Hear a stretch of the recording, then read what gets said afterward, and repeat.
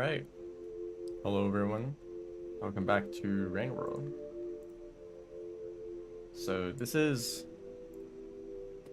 gonna be an interesting stream because I don't actually want to do speedrun attempts. I'm not gonna just like jump right into it and try to like get a better time because I know that's possible. Yes, hello. I know it's definitely possible to improve the time of my previous run just by implementing new tech. Especially since up until the top of Chimney, it's pretty much the same exact run. So I've improved that part of the run, and I can apply the same improvements to the pilgrimage percent. However, I think that there's a lot more optimization that can be done. Because pilgrimage is seeing enough echoes to get to max karma, and then going down to the depths. And, you know, there's more than 4 echoes in the world, so you need to pick which 4 to get that you think would be the fastest. But I don't know what those 4 are, and the 4 that I picked in my previous run, actually let's just get started. I have a bunch of mods enabled for testing purposes. So the echoes that I got were the wall echo, the chimney echo, Sky Islands echo, and the subterranean echo. And basically, I go from here up to chimney canopy, activate the echo, go up to the wall echo where I collect that immediately, then collect the chimney echo that I activated last cycle. Head over to Sky Islands, activate and collect that echo. Cursor's gonna be annoying. And then go down to subterranean, grab that echo, and then go down to the depths. And it's pretty simple. There's another option. There's actually 2 options. There is the farm race echo and the shaded echo. I think the shaded echo is just obviously too far away to be worth getting. Like I don't even know what route I would take to get it. I guess I'd go from here to garbage waste, and then garbage waste to shaded, get the echo. But that seems like such a detour.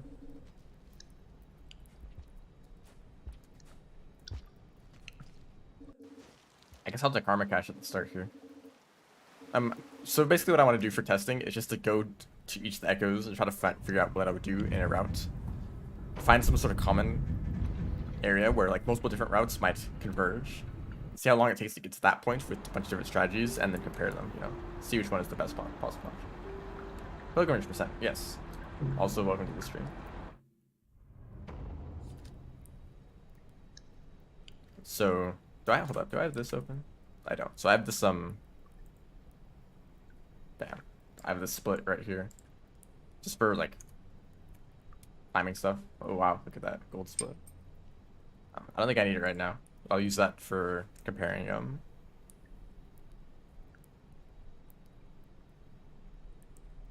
like the different strategies I do. What does pilgrimage percent mean?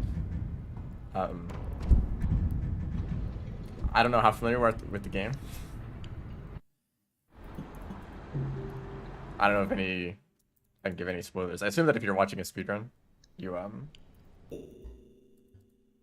played the game before. Basically, each downport character has their own unique ending they can get, and that is the story percent run. Just see how fast you can go and finish that campaign the way that it's intended to be finished. But you can also finish the game the same way that the survivor character does. It's not with Rivulet specifically. Okay. So, you know, survivor's ending, as well as like a monk and hunter, they all have the same ending. That's the ascension ending, and you need high enough karma to get there. So pilgrimage percent means seeing enough echoes to get max karma, and then going down to the depths to ascend. So it is a very different run than the story percent run, which goes to a completely different place. But this is actually the category that I speedran before story percent, and the one that I thought would be better than story percent. There's a possibility that this run will be better, and that if I want to recommend speedrunning rivulets, that I'll say pilgrimage instead of story percent. But we'll see. But of course, that run that I did. Oh yeah, Survivor Monk have their own ending too, but whatever. I don't know what I want to do right now. What I want to test specifically. I'm gonna open up the map. Actually, a different map I want to open.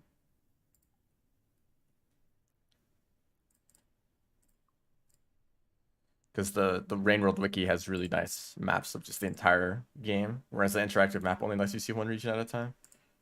I think this one's easier for routing. So,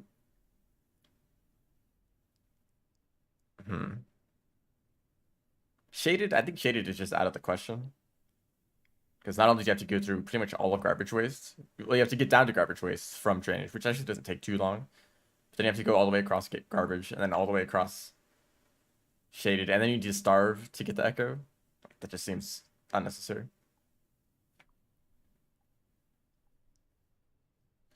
From like all the echoes that I have on the route are pretty close together. So I guess I'll go up for now. I don't think there's any reason to go down at the start of the run. How familiar am I with Pokemon? Not very, but sort of. Well, I've never played any of the Pokemon games. Except for maybe like a little bit of the Pokemon Red.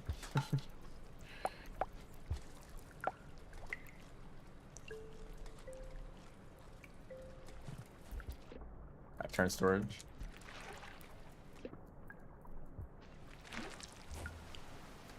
I mean, if you want to say something about Pokemon, I can just tell you if I'm familiar with what you're talking about or not.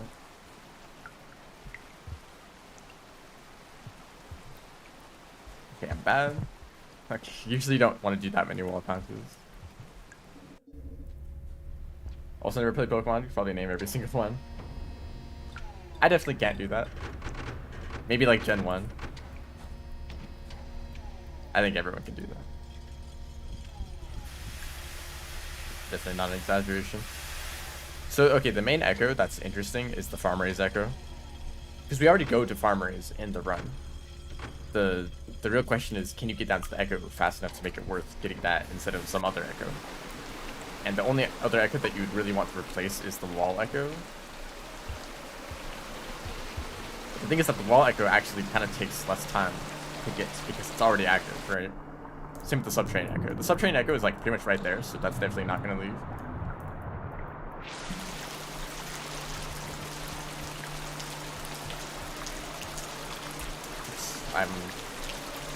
I forgot how to play this character.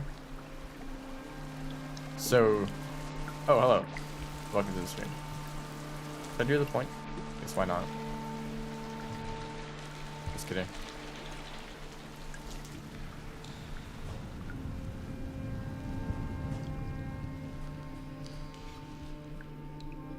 It's like all the movement that I'm doing now is stuff that will improve the pilgrimage run. Obviously. But it's kind of nice that the story percent run has improved this run a little bit, at least.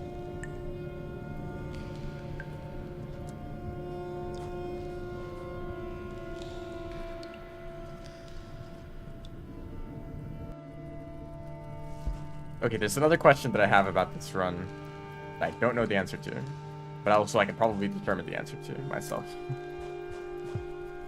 In the story percent run, we are allowed to change one remix setting that basically makes us every cycle as long as possible, which for Rivulet is about 4 minutes.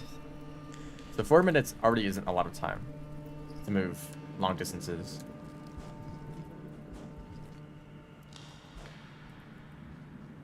But for Rivulet, it's enough time, right?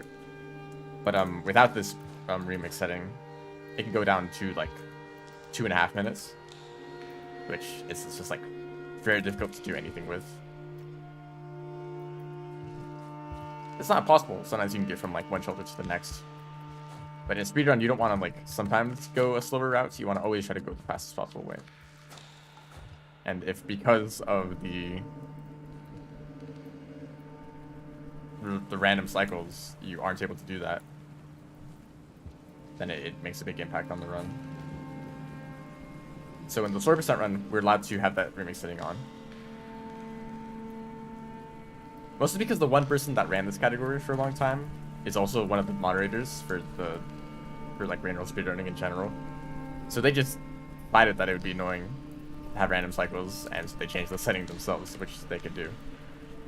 But also, can I also do that? Because I'm like the one person who's speedrunning Rivulet. Of course, I'm not the one person, but one of the few who has like some of the better times.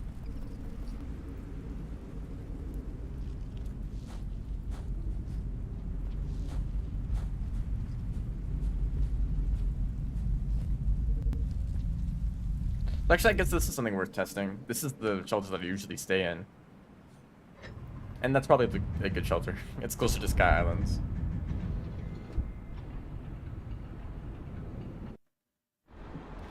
Okay, so like for story percent, we're allowed to change that setting, but that's just for story percent. Basically made an exception, just that one category. But what about this category too, you know? Are we also going to allow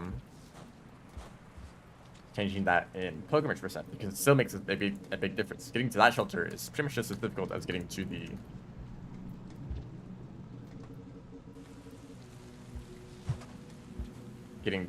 wall shelter.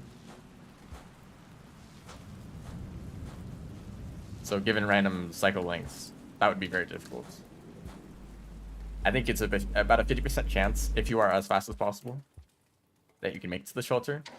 If you have 8 or 7 pips, but it can go down to 6 or 5 pips, which wouldn't be enough time.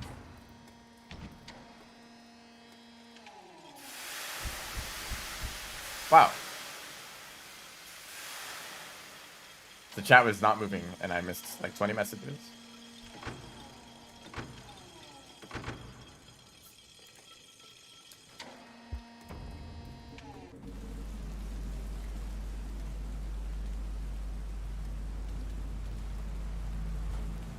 Favorite Pokemon, I think, is Emolga. Just because they were a custom workshop character in Rivals of Aether that I really liked. And that's the only reason.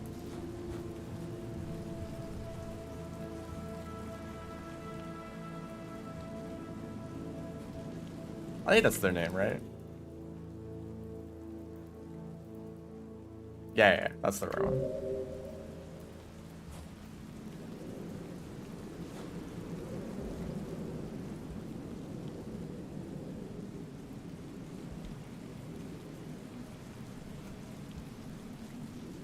Well, if you're talking about actually like the Pokemon games, then I have no opinions.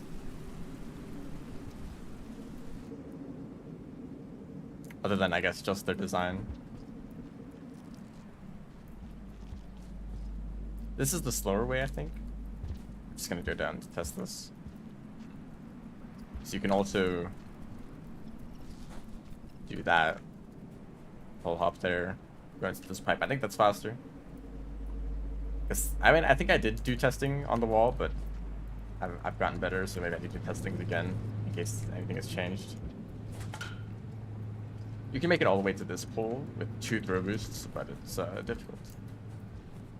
You need to hold up and only up to throw boost upwards, but you also need to adjust your horizontal positions to actually grab the pole.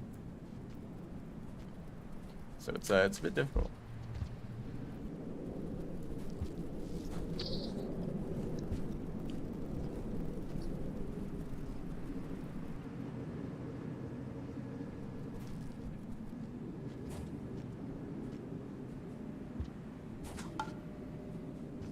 You could just hold up. Let me test this a bit more. So if you're here, you can throw boost up, pole hop, wall jump. Okay, I like that flow. You can do a wall pounce here, and then accidentally fast pole climb. I mean, I guess if it slows you down, then it's not really fast.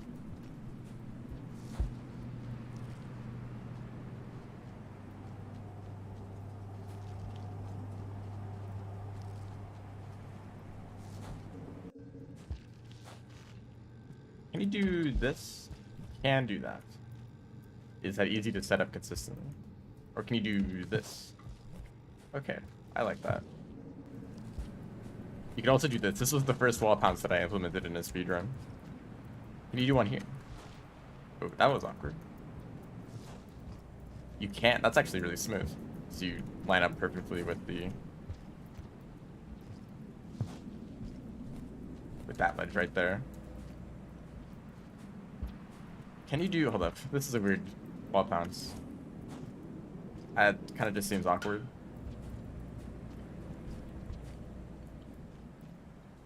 I think it's probably faster just to do that normally. Can you do this? No, that's way too far out.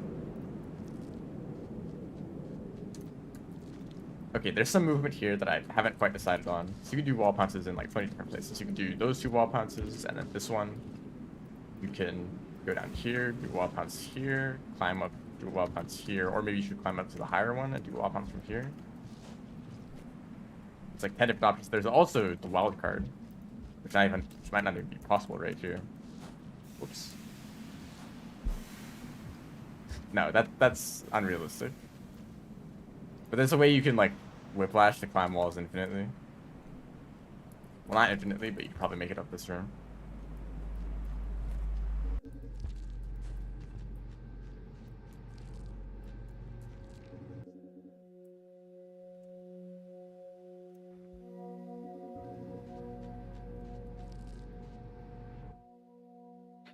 So I guess I should. So if you want to get the wall echo, you would activate the chimney echo shelter, go to the wall, and then after that you would go to the chimney echo, right? But if you didn't want to get the wall echo, you would just activate the echo shelter, grab the echo, and then leave immediately, right? So just the time that it takes to get from the shelter to get to the echo, all of that time is the time that it is added for getting the wall echo. Right. I guess I can do a timer. Right here.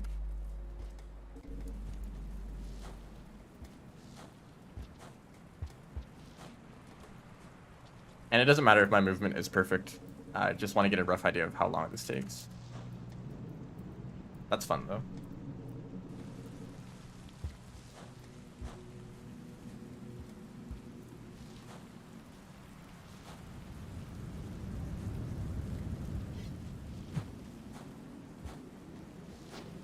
Bat fly.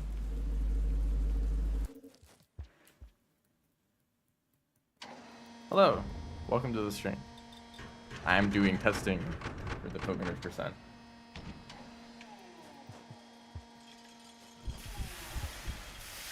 There is a chance that the wall echo is actually faster than another echo, like Sky Islands maybe. Think about what you have to do in Sky Islands. You have to go out of your way to activate the echo. Then you have to shelter, then go back up to the echo to grab it, and then that's all the time that you need to spend on getting that one echo. Whereas for the wall echo, you just go up here, you see the echo, and that's it. You don't need to activate it. You don't need to go to a shelter. But also, you have to go up the entire wall, so a decent chance it is slower. So that's where we're doing this testing. I also want to see how long it would take to get the farm raised echo. Like, then again, that depends on what would the alternative be, But I'm pretty sure that the chimney echo and the subterranean echo are just gonna stay. Like, those ones are already very good.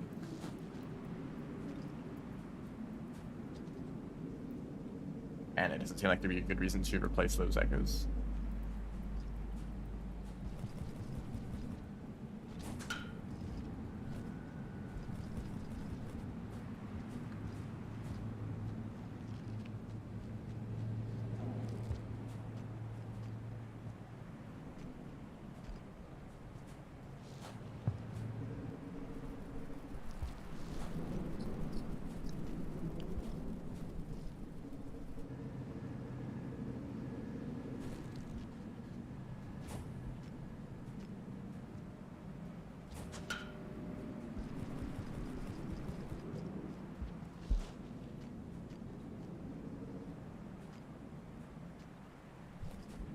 Just to pull up on that first one.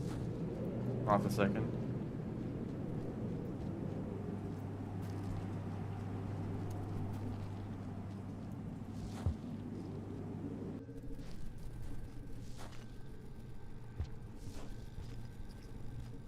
I want to wall pounce on the right side instead. They can wall jump to the left.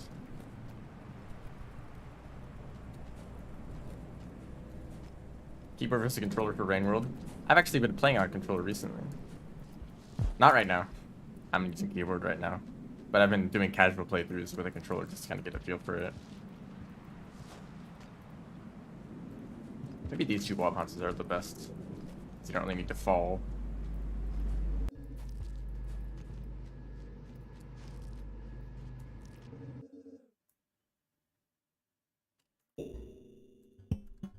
So assume that you would get the echo.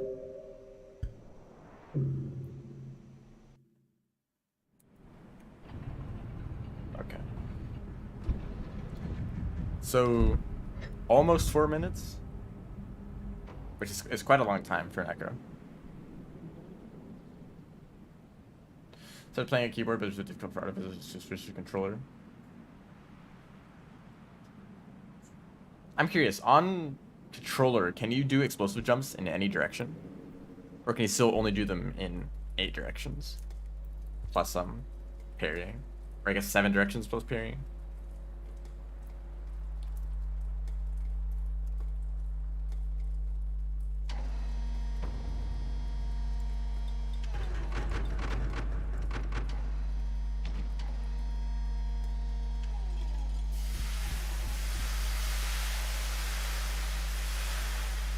Also note that there's going to be a difference between in-game time and real time.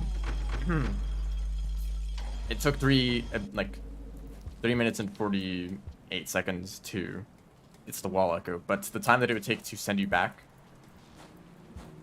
like some of the time would be removed because it's just how it is. It feels more omnidirectional, so you can't just go in whatever direction you want. That's fun.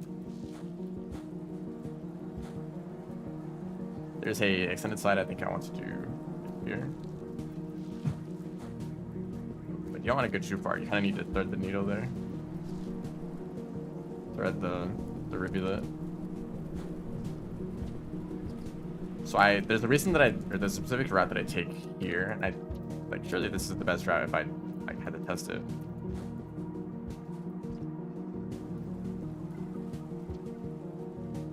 So general 8 directions. Maybe I should try that out myself.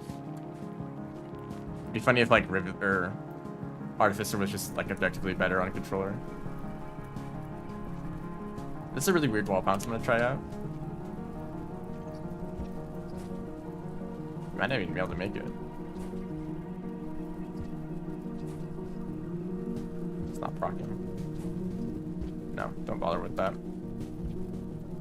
Probably send you at a weird angle anyway.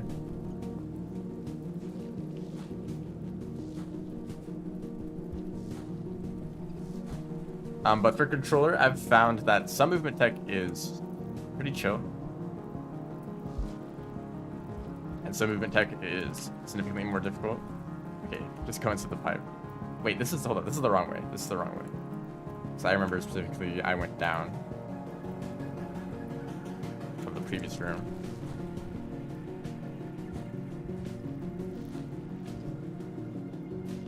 Fast wall climbing is very difficult on controller. But AI hops, extended slides and AI hops actually might be easier. Which is funny because I specifically thought that movement like AI hops would be more difficult because you have to switch directions very quickly, but you actually don't need to do that for AI hops. There's quite a difference, there's quite a length between the forward or the back and forward inputs.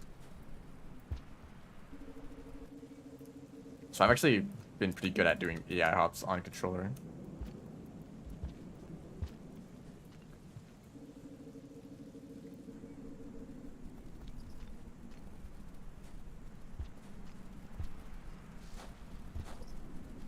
Is that actually worth doing? You can do a jump boost slide pounce to make it all the way up there.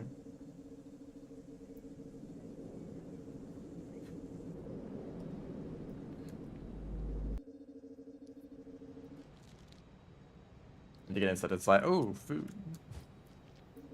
Okay, that's actually not that bad. You can just grab 2 random bat flies.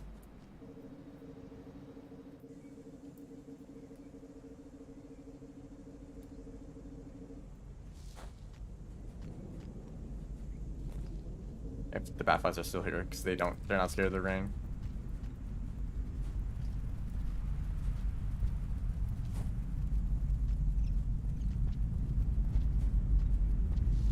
You do a regular slide bounce, you bonk into that platform.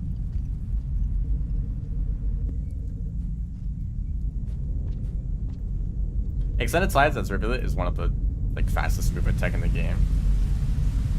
It's absolutely worth trying to practice that. But it's also pretty situational, because there's not many rooms that are big enough to let you do that.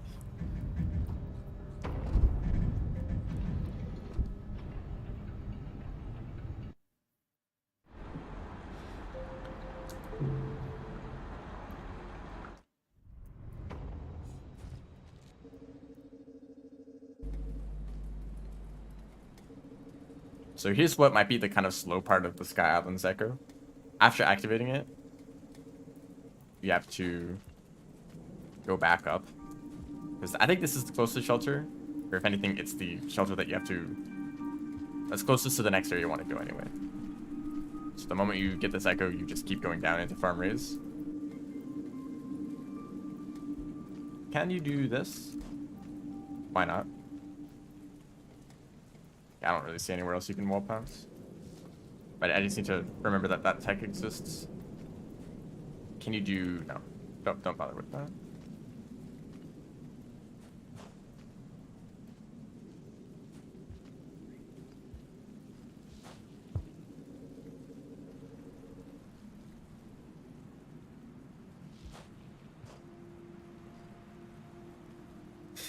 Is that good movement?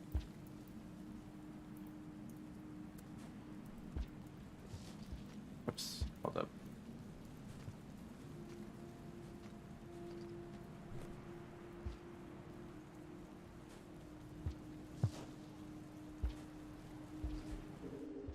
That takes 5 seconds.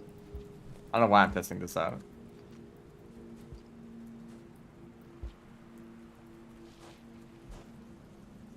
Oh, you can't do a roll pounce out of it. That's also pretty much 5 seconds.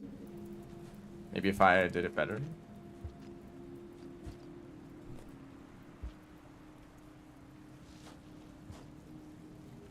Actually, hold up. There's something I'm forgetting to do. Not that.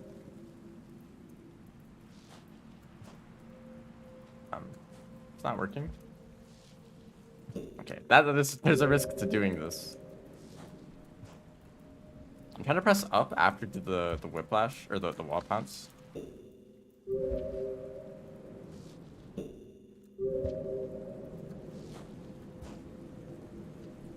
Doesn't seem to do that.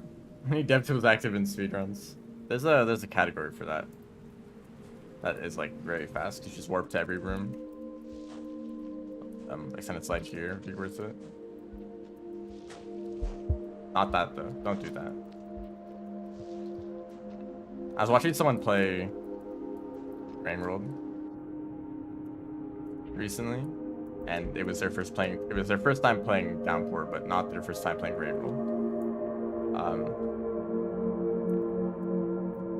And they really disliked wall bounces, which makes sense. I understand how a lot of people feel that way because you accidentally do wall bounces and fling yourself to your death on multiple occasions, right? Or you just slow yourself down by flying into the sky. It makes sense, you know. I understand.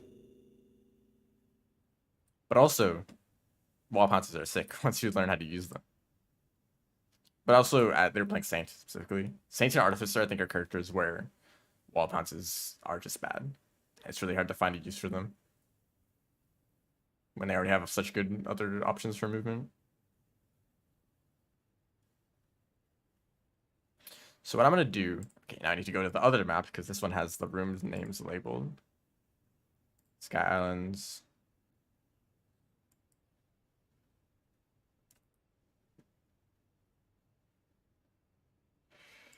Where is this room?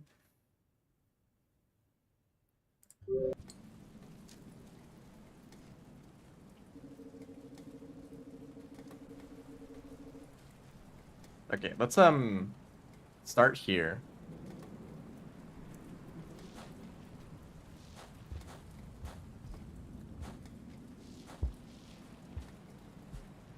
unideal movement, but it's fine.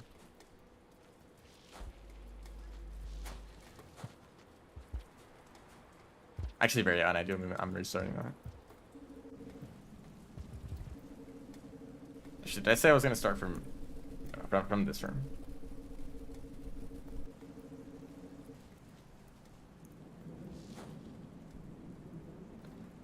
Common move where you fly into the sky.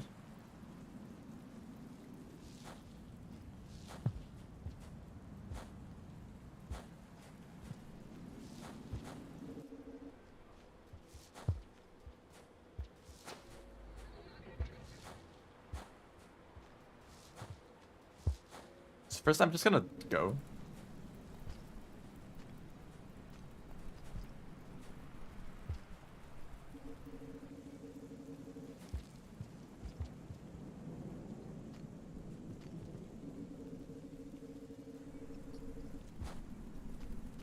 Whoops. Okay, minor mistake. And you need to get food too. I'm just gonna ignore food for now, because I think both friends are gonna equally need to get food. Actually, maybe not. Because this time we don't need to stay in the shelter if we're not gonna get that echo. Let's just say... Okay. It pretty much just takes a minute to get here, right?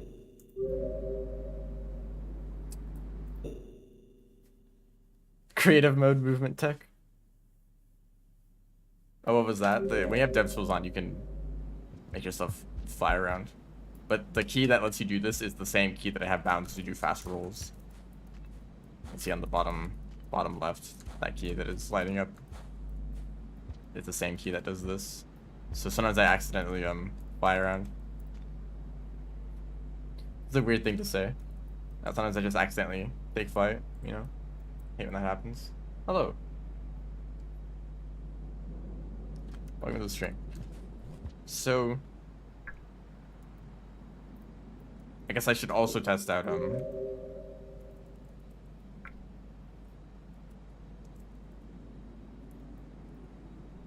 yeah, so go back to this room. So it takes me about a minute. I want to see how much time I lose. Let's just assume that I have food. I'll pastoral button. You're missing something. So normally, if you want to do a roll, you have to do backflip first. So this is just by holding down the way you normally do a roll. Of course, you want to do this all the time, as much as possible, because not really the roll, but the jump that you do out of the roll is very fast. But let's say that I want to do a roll another way. I don't want to do it back to start it off. You can hold down when landing from a great height to do a roll. So like that. Okay, this is enough height to do a roll when I land. If I jump from there, I can roll when I land. But what if I want to land from here? You know, this is only one block of height, but it's not enough to do a roll. But if I press the fast roll button, it is enough height. And in fact, for Rivulet, you can actually just do fast rolls from a regular standing jump. So you jump, you can immediately do roll pounds.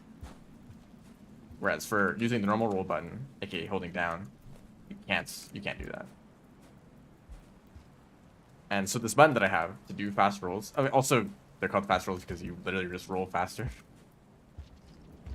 But for Rivulet, rolls just aren't really fast anyway, so you never do them. As like Survivor though, or Gourmand especially, fast rolls are actually really worth using.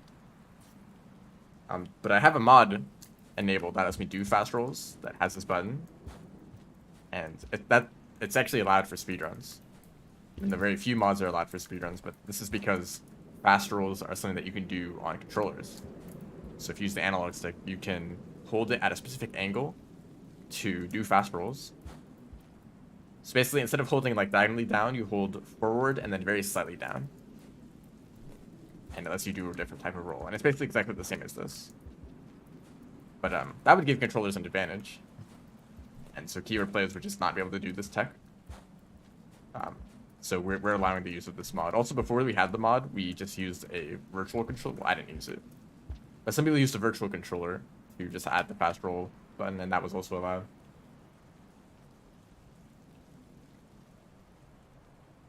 Anyway, let's do the time again.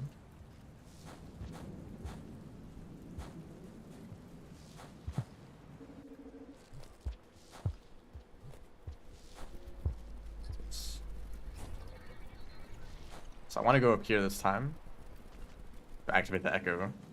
Even though the echo's not here, but let's just pretend.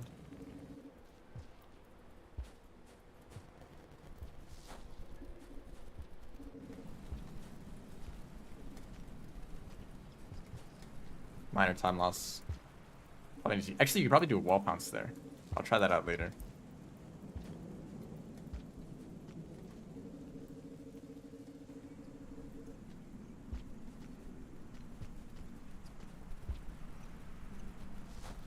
I can also try to get better at doing that, or setting that up faster.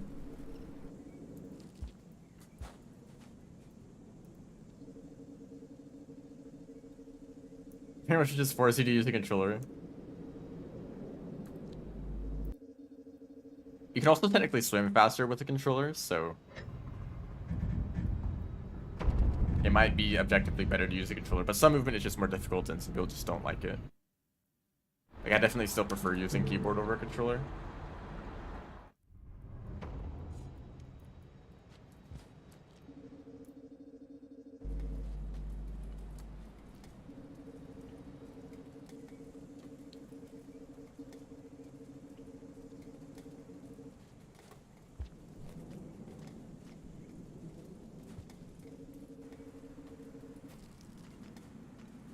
Now we need to just get back to the echo, and then I'll end the timer. Well, that's the fake echo because I already collected it.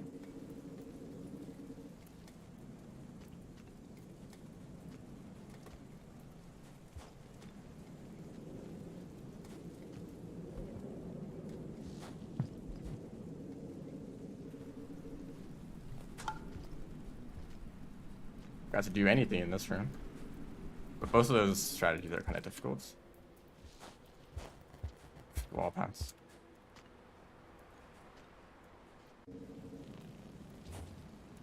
Also, time would kind of work differently because of what echoes do.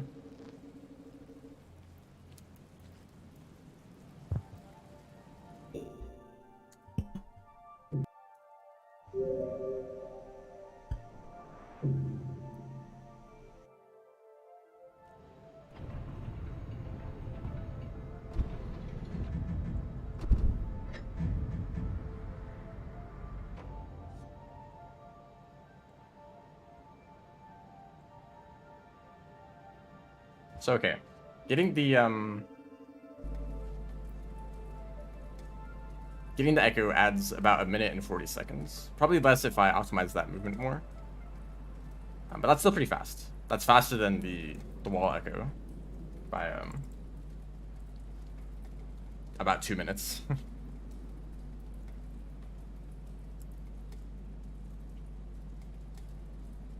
So 140 plus time save, but also plus having to get food, so maybe it just cancels out anyway. So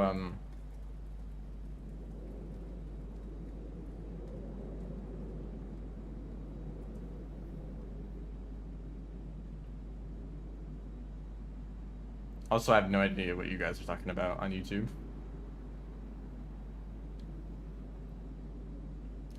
Going through shaded and you went through a pipe and into died. Was it a room with Mirror's vulture or Mirror's birds in it? Just wondering.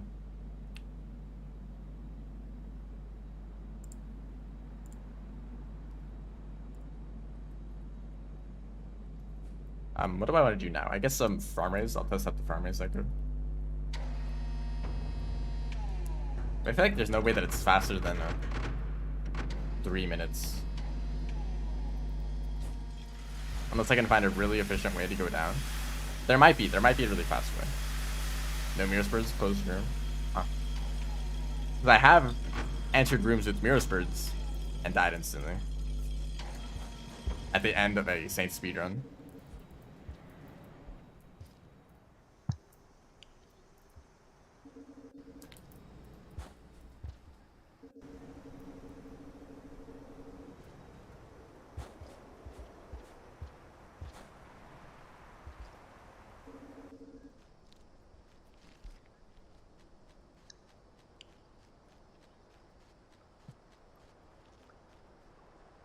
Totally messed that up. Not a big deal though. By the way, cycle times are gonna be a big problem. What is Rain World? Um, Rain World is sick.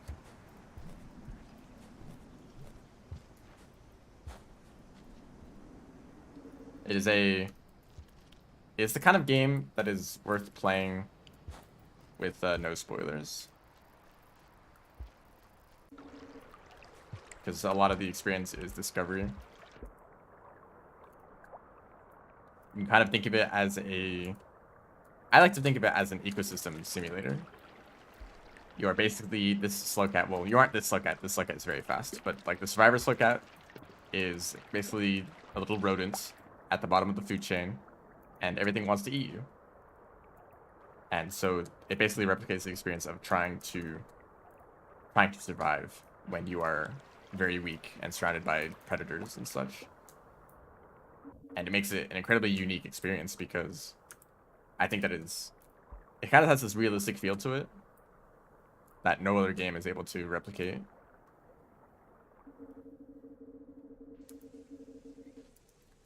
It also has very fun movement, hence why I'm speedrunning. You kind of get a sense for what the movement is like, maybe. It has very interesting environments to explore. It has very like ridiculous lore.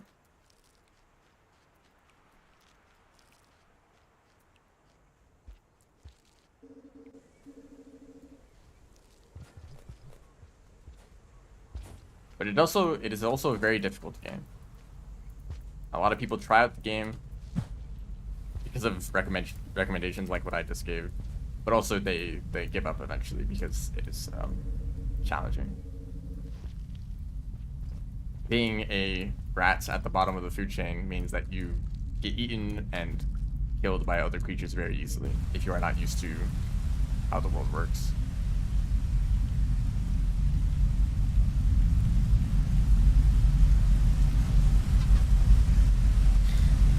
You also need to get food.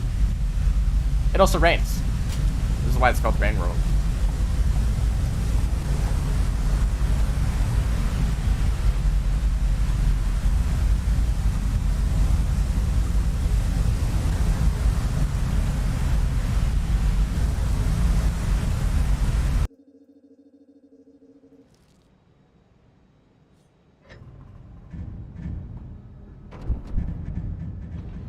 Genuinely discourage your friends from playing Rain World. It's hard. It's hard to recommend this game and be like, this is going to be a great game. You're going to enjoy it. No. But it's also the kind of game, it'd feel wrong to tell someone to not play it. Because for some people, this becomes their absolute like favorite game ever. It's that kind of game, you know. For a certain type of people, it's like the best thing ever, and for some people, it's not. They just don't like it. And that's understandable.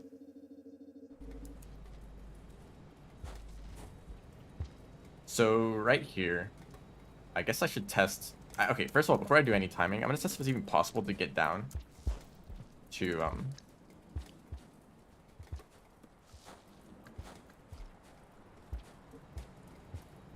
the area that I want to. So I'm looking at the map again. Farmeries, where's Farmeries? There it is.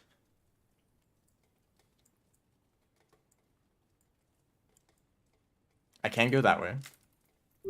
So before I use any geeks, because I could absolutely do that, I want to see if I can do it without geeks, because I think that they might slow me down.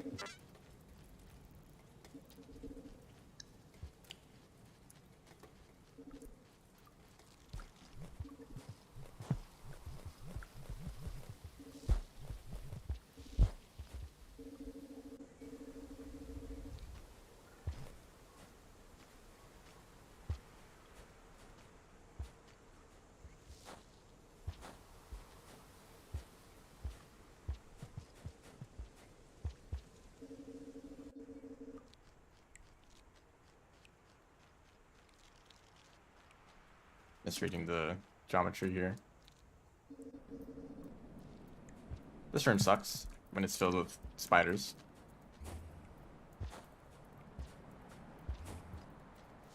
I'll never learn the ideal routes through this room. It's such a maze of pipes and tunnels.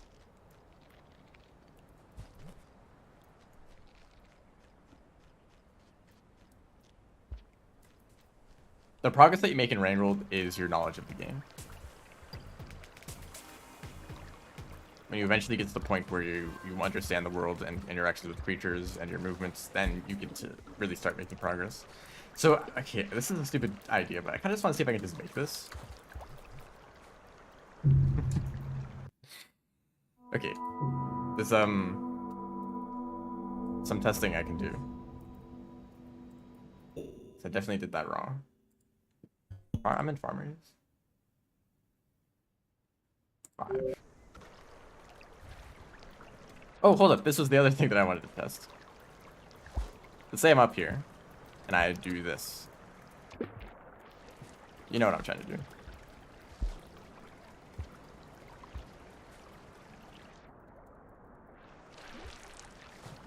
Oops. Also, there's a bunch of chat messages that I missed.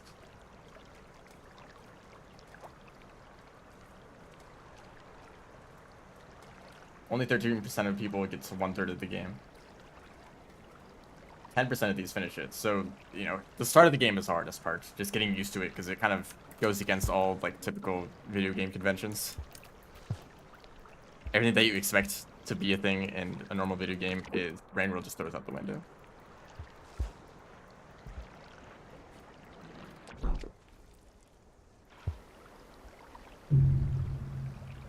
How far did I make it?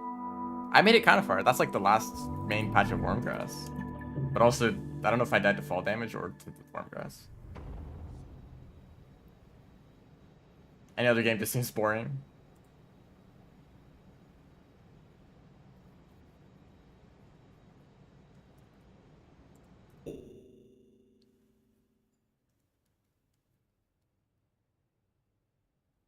It was, right here. A plank, okay, this is like super inconsistent.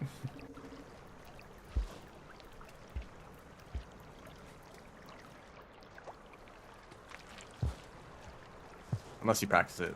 I've seen some people who are like a lot better at this than me. And I don't understand how.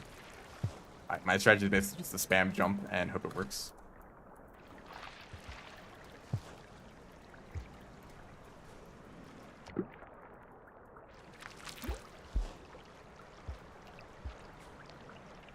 I feel like Rain World has this specific feel to it. That's the wrong direction. That I haven't seen in any other game, except for maybe Outer Wilds. Okay, there's a deer right here, but that's way too slow. Come on, we can't do that.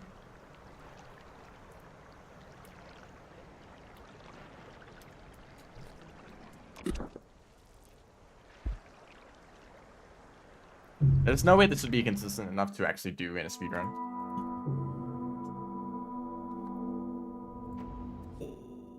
But I'm still testing stuff here.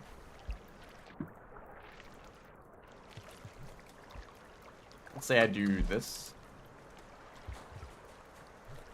Okay, I think just running through doesn't work. I'm gonna run out of karma.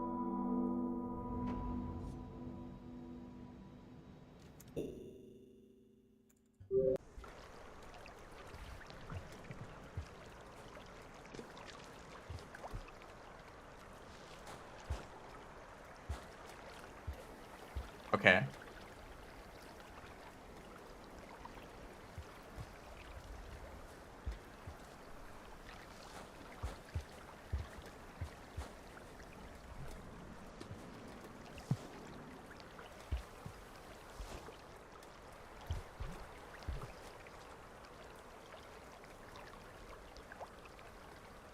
I've made it here.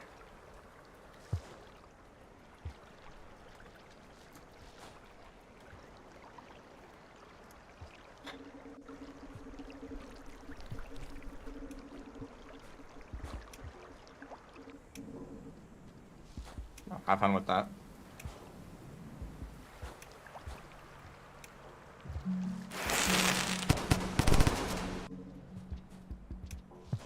Alright, that happens. I've done that multiple times in like the last week. Walking into that ceiling right there. Okay, so here's the next problem. Another reason why this route might not be a good idea at all. This echo is not active immediately.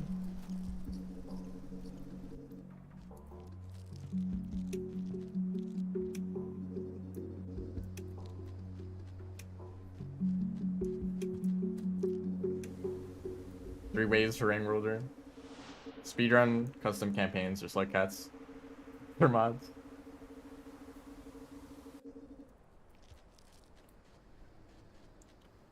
Some people, I think, actually genuinely just care about the movement system. Like, they don't speedrun, they don't really play the game much, but they look at movement. They see what kind of movement tech they can do. There's like a whole community for it. They might even make like custom maps. We need to use that movement. Make progress.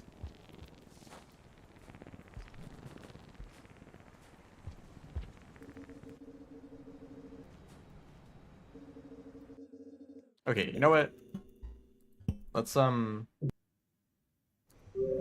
this. No way this is faster. This is definitely an awful idea.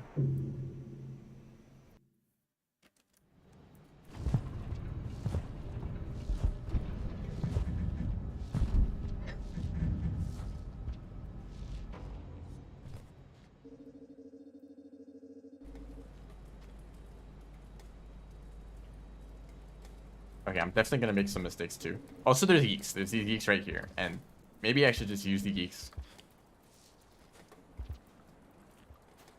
I will try that later. But I also want to try this strategy.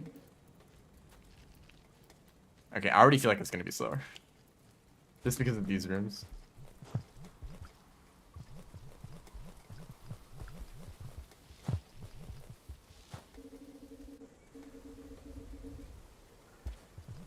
Oops. Okay, I have to make the jump from here. So keep in mind that I have not practiced this route that much at all, so find that it can be improved a lot just by doing it a bunch.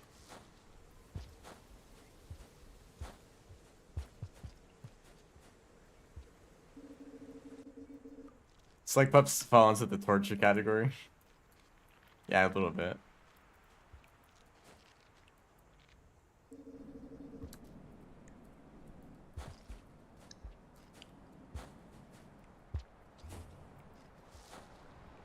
Wait. I think it's faster to go just up here. You don't have to go down and then back up.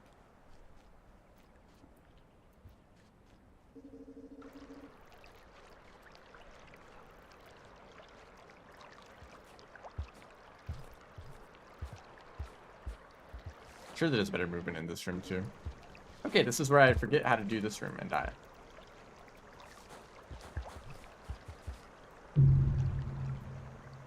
I'm pretty sure that what I did last time was getting a wall pounce. Like I wall pounced against one of the corners here and just jumped out, and getting that much height let me cross the worm grass. I guess I should practice that. I did it one time and then I expected to repeat it.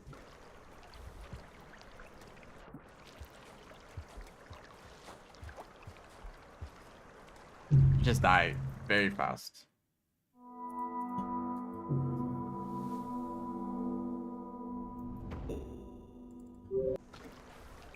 Also, I'm going to spend some time farming karma after this. Maybe I should just do this from the start. Not die. I didn't mean die. I should try to save myself before I die so I don't need to restart.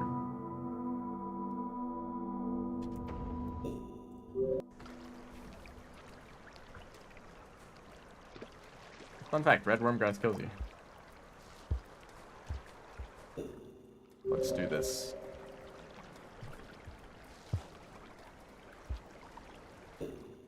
It's very hard to move at all once they grab you. I don't even know where I am. I was right there.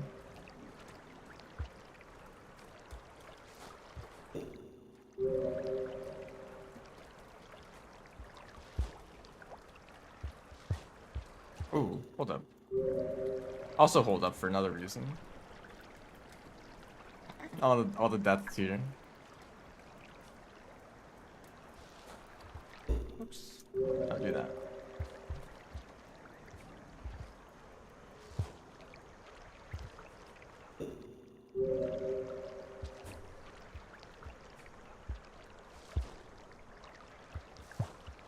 Oh, actually, you saw that?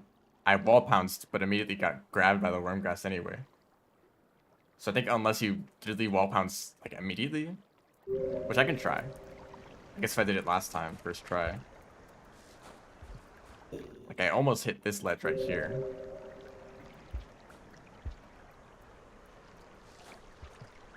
Maybe a little further forward. Watch like after the end of this. It's not even a faster route, even if you can make it past this worm grass. It's hard to see where you are at all. Okay, I just kind of assume this is not really reasonable. I'm gonna do which room was I in? 4 or shelter 4.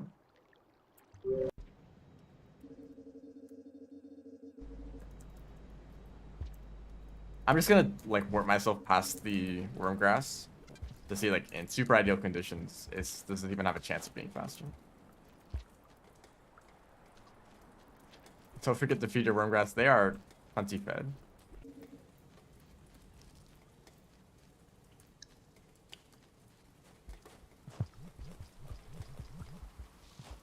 Used to have pills in his feed run. That's a note. That's its own category. I already went over this.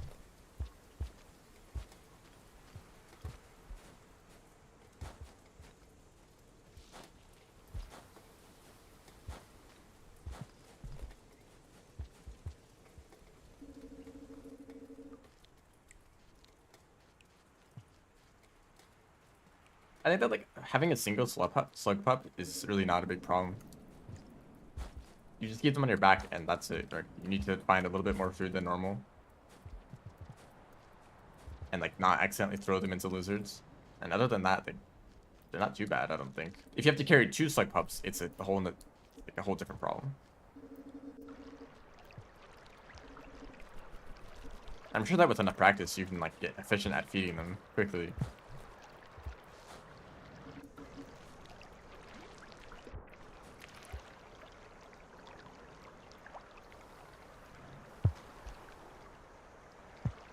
So assuming I can get through this room.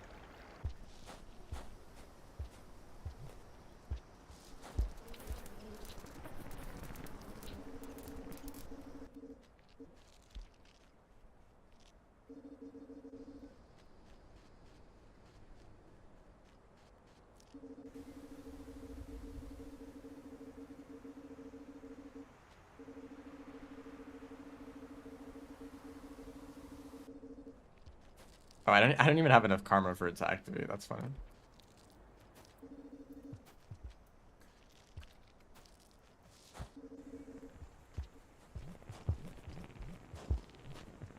Excuse me. That's very rude.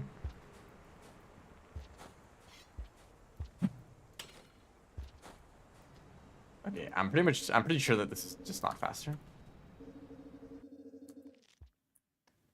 Because I still need to starve and then go back and grab the echo. Assuming that I had enough karma. Leave the second pup in a shelter. Just abandon them.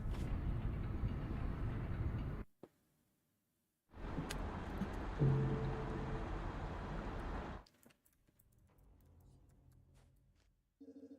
have to do the rest of this while starving.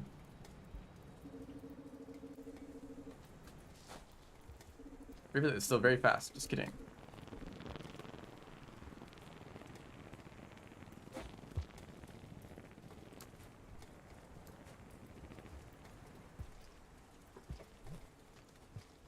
The wormgrass have a very easy time eating you if you're starving.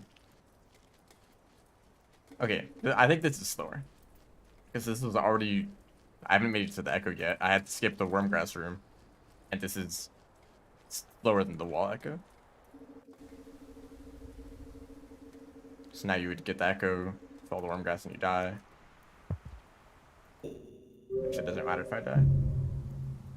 There you go. 4 minutes. So 20 seconds slower than the wall echo. If I cheat. So, it's not looking great.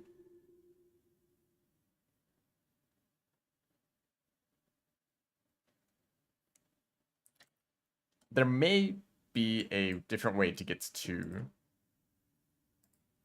the farm race echo. Of course, there's like the normal path of if you go from Sky Islands down to Outskirts, that kind of path that you follow. I don't think there's anything else really.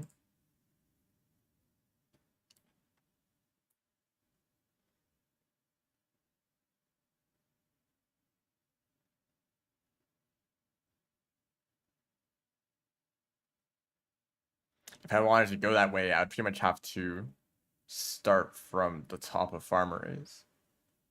I can try that still, though. It's like a much longer distance you have to travel. So yeah, it's probably worse.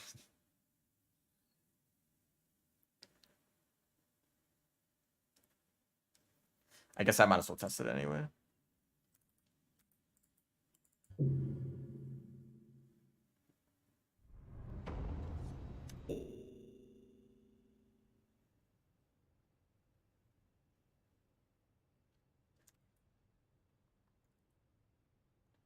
So F02, wherever that is. That's not it. Here. So I guess this is the starting position, right? From here, you'd want to immediately take a shelter. Or not. If you could make it past the Wormgrass Rim from the other direction. Which actually might be a lot more reasonable because you're going down. Okay, you know what? I need to test this. Going back here. This is free, you know. No problems here. That's easy.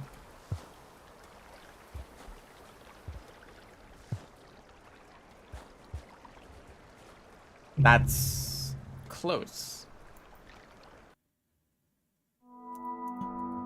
It's close. It's like a lot more reasonable than the going from the other direction, right? And okay, would you want to go to this room? Because you could stay in a shelter. Actually, no, that's kind of a far shelter. Is it? Not really. Oh man, there's so many different ways to go. So technically, you can make it down here. Shelter close to that room. Go get the echo, then go to the rest of sub.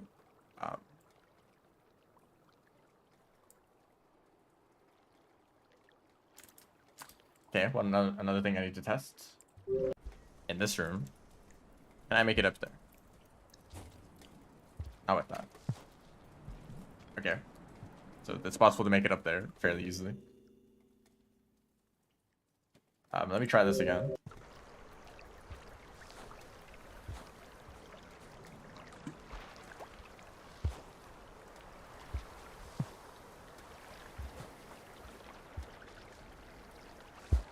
Oops. Hold up, let me try that again. Before I die.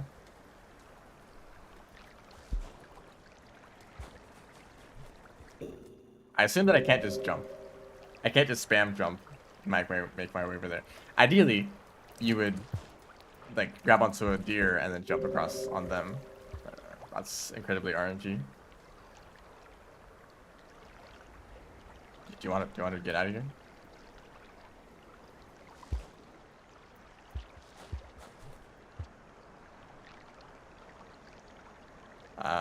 I made it. Let's see if I can pick up a rock. That's not a rock. It lied to me. It's a rock. He's taking a bath. Don't worry about him. So assume that I'm here. Is this the one? No, it was this next one. This patch.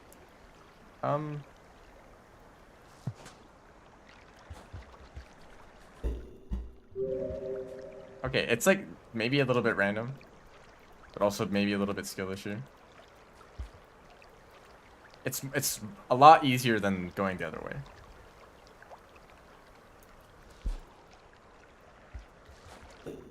I just did a pounce right there, and it did not work.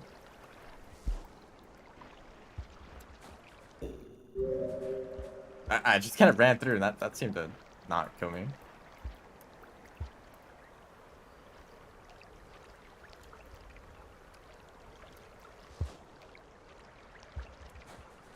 That might be because the wormgrass were distracted by the deer, though. I want to make sure that's not a problem.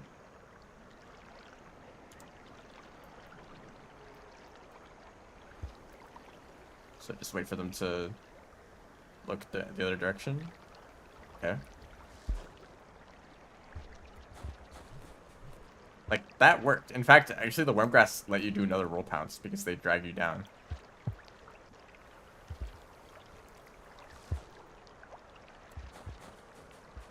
Yeah, actually, that might be consistent. Okay. This is a really bizarre route through, their farm raise, but I kind of want to test it out. Let's see if this, has any possibility of being fast at all. Ooh. What, hello?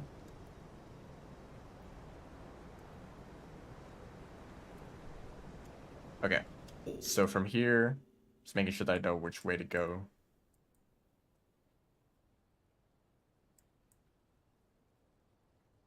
But also, I need to get through a scavenger toll, which actually shouldn't be a problem, because there's like a pearl right here. Right here, as in, you like, get brain damage first. Also, expect that the time that I get at the end can be improved significantly just by, practicing this route a lot.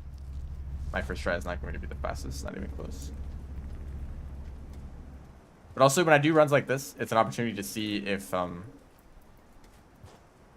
how, like, because right now, I don't have a plan. I'm just kind of moving forward with my knowledge of the rooms and of rivulets. So this is what it looks like when I'm just moving based on intuition, compared to in speedruns when I'm moving based on a pre-planned route. Not a fan of these guys.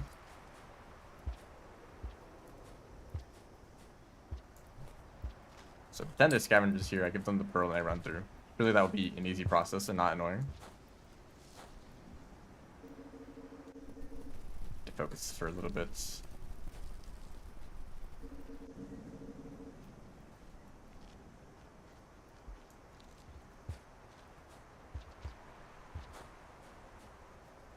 So I think I would shelter right here.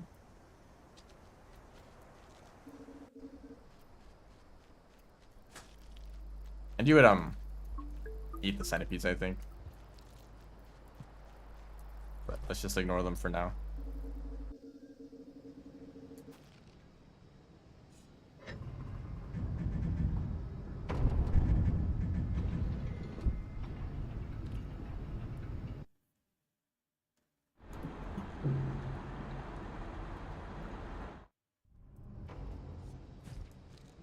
By the way, I need to compare this time. I have a timer open right now. I need to compare this to the completely different routes that I go through this region. Hold up. Shoot.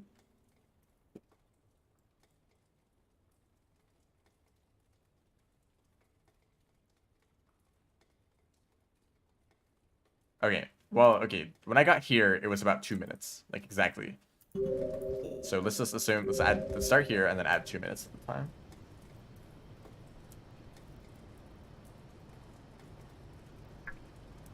So there's 3 ways to go here. Actually, there's just 2 ways. One of them is down here. Let's just see if it's even possible to, like, go this way. Have I collected these? I have not.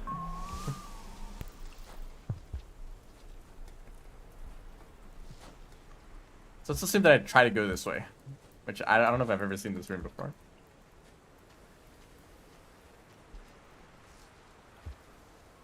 There's might be difficulty here. Actually, no, there isn't. See, it is being useful.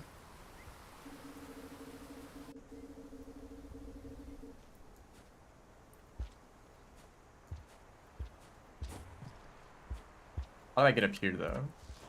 Not a problem. I was still just a little bit scared of the wormgrass.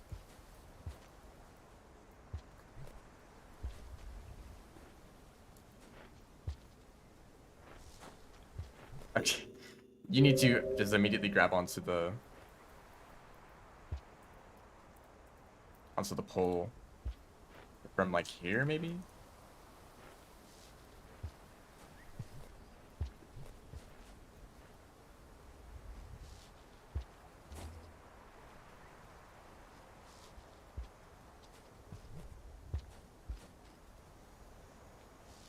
It's hard to do a pounce here.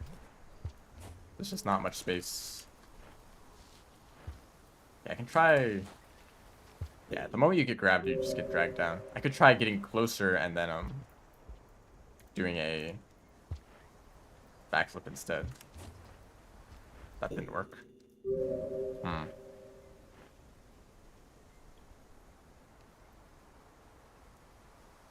Do you want to move? Oops, I did not mean to move myself.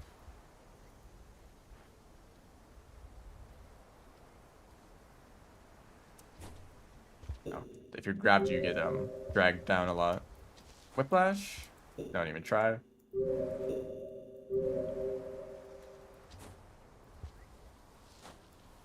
You might be able to reach it from here with that jump boosting I'm trying to do.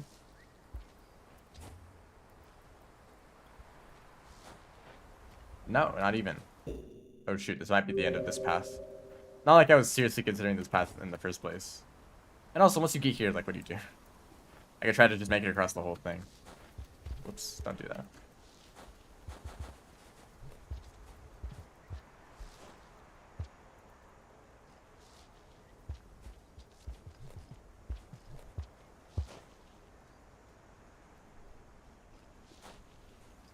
Okay. So, and then you just activate the echo, right? You're already here. So, echo activated. That is difficult, though. That is some difficult platforming to just throw into the speedrun. But it also might be the fastest path to the echo. Well, okay. Looking at the alternate route, that might not be true at all. Let's just time this. Why is this? Okay. So I already know which way to go, so start the timer.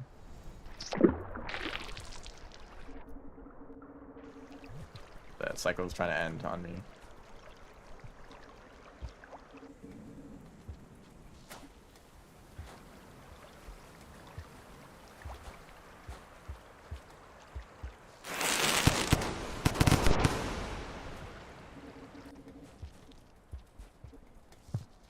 Oops. After activating the echo, you pretty much take the same route anyway after that, so I'm just going to time how long it takes to get to the echo. I didn't mean to do that, but whatever. Funny tech I just did there.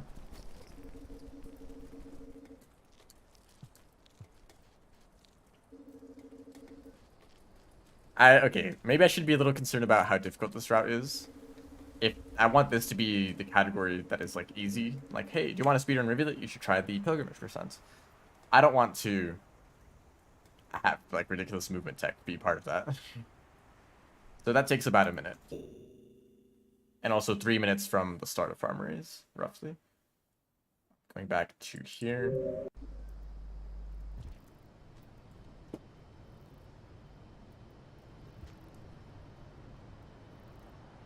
I have not practiced this movement enough to be confident, but I will try my hardest.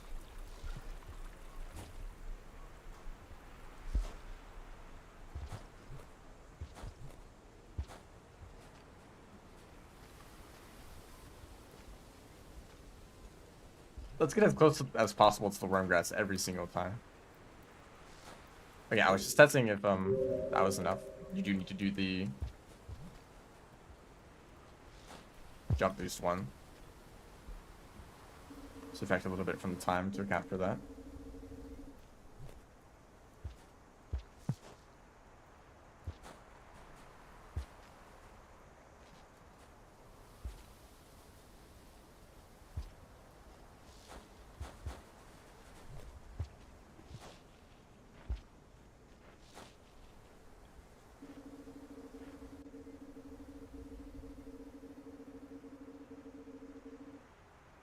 That is close. That is a close time. Okay, add like a few seconds, but also subtract a few seconds from the thing that I did. This might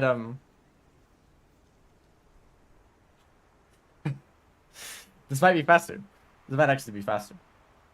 By the way, this might all be thrown out the window if this ends up not being faster than the wall echo. Then we just don't need to bother with this at all. But I'd like to see at least. So it takes about a minute to get here. Let's time another thing. From here, how long does it take to starve and then come back?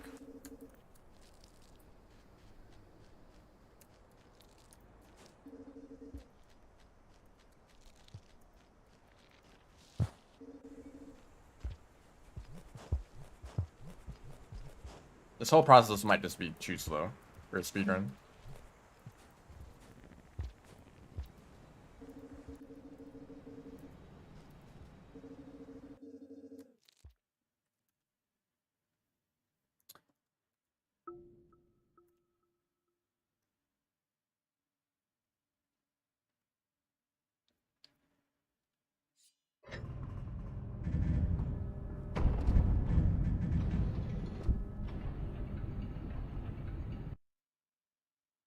Just like this whole thing that I'm doing right now takes a long time. This is all slow. Compared to like if this whole process is slower than 3 minutes, then it's not worth it.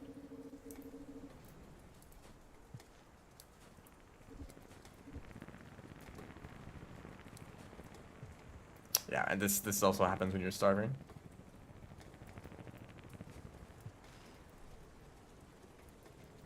Eating air speedrun tech.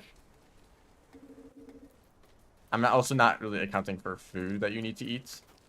But I'm just assuming that the fastest possible route plus food isn't any slower than the next slowest route that, you know, might eat food a little bit faster.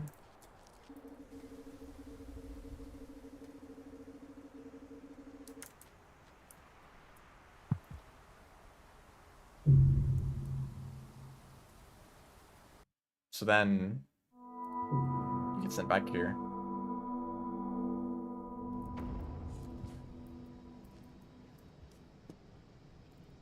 Okay, I'm gonna write down some of these times.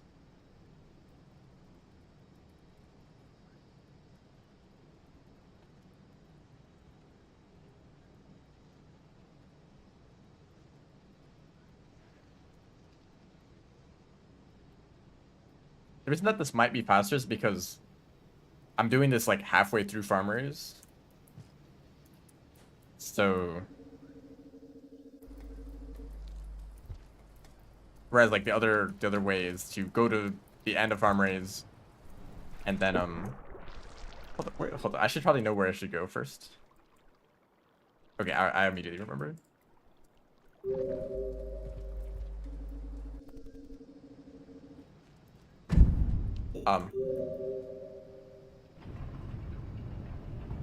Oh, I understand. That kind of scared me. Like the doors just shut and close. It's because at the start of the cycle, of course, the doors are closed and then they open up. So I reset the cycle back to the start, and at the start of the cycle, they're supposed to be closed.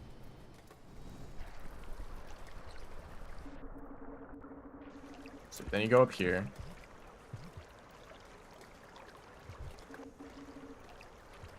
And then you die to this part. Actually, no, this was consistent, right?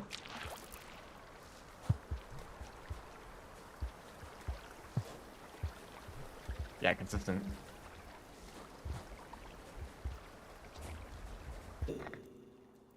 Let's try that over again.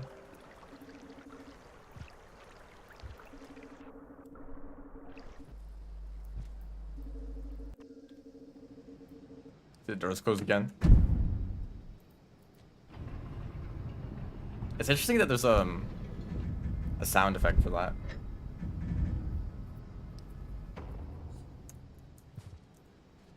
Consistent, yeah. I mean, there might be a few hard parts in a speedrun. That's not a problem. You just practice those parts a little bit more than normal.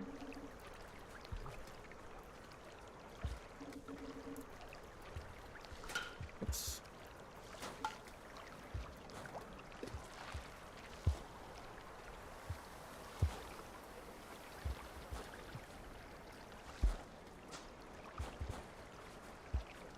See, it is consistent.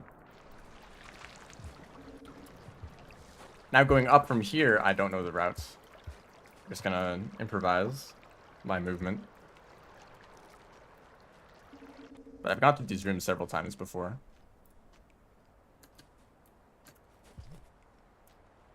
This room will be filled with spiders. Have fun with that. Anyone who wants to speedrun this category, aka me. So I will have fun with that. I'm very excited. And actually, from here...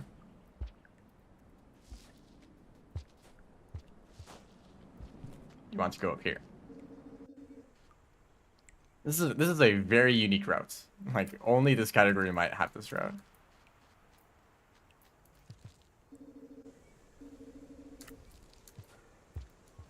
Now you go through this room.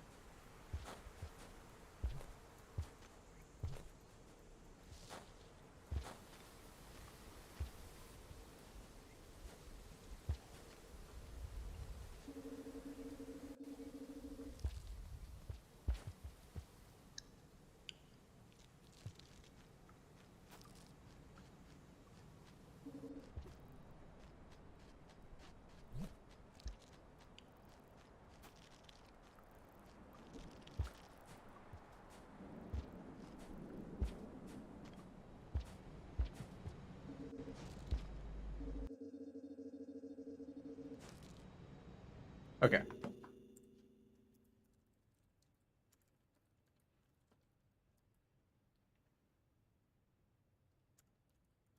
Okay, I have a time that I'm going to try to beat.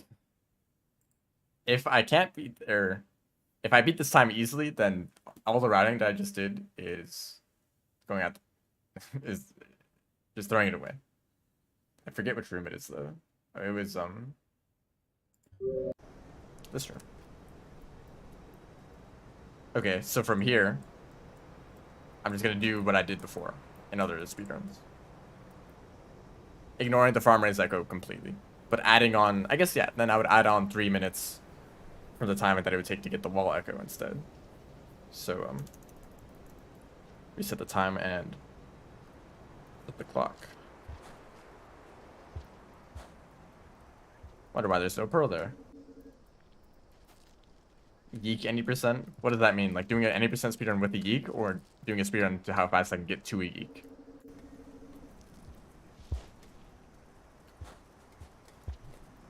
By the way, if you ever accidentally do a wall pounce like that, and you don't want to, you can tap up to right yourself and it will move faster, so you can land sooner.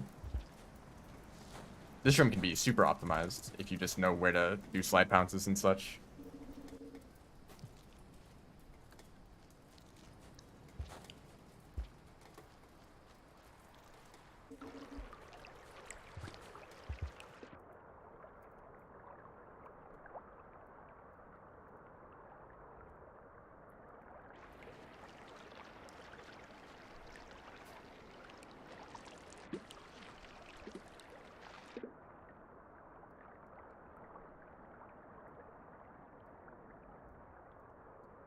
I wonder which way is faster to go. Up or down. Only a few seconds difference though, probably. Become a yeek. Use Safari mode to play as a yeek and get through the whole game. Unfortunately, you can't move between regions. You could do like a segmented run to see how fast you can do each individual region and then stitch it all together.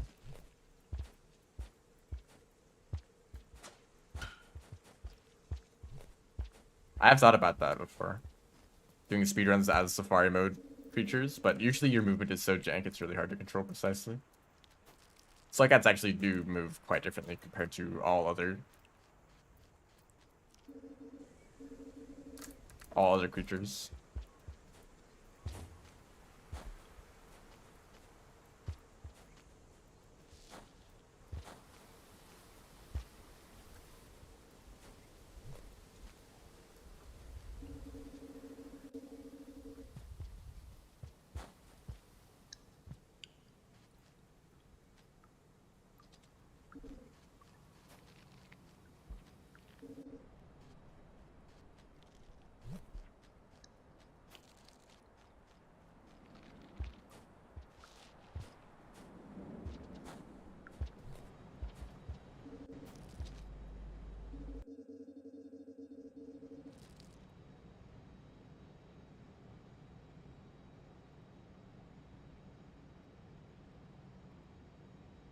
So here's his moment of truth.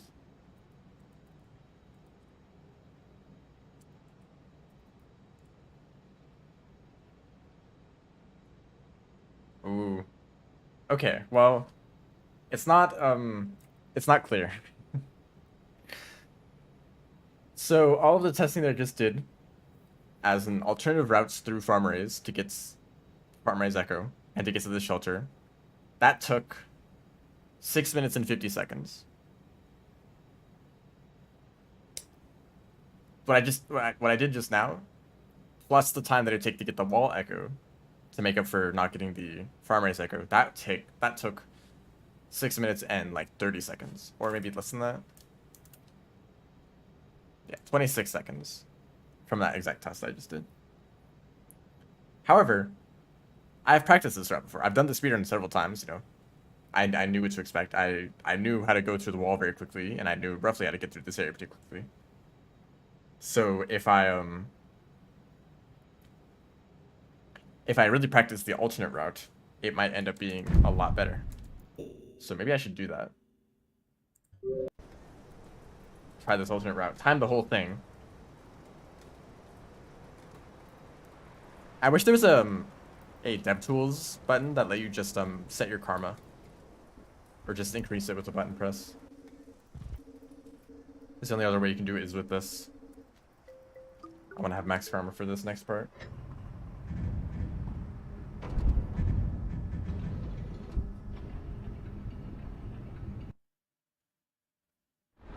Secret Gourmand movement tech? No.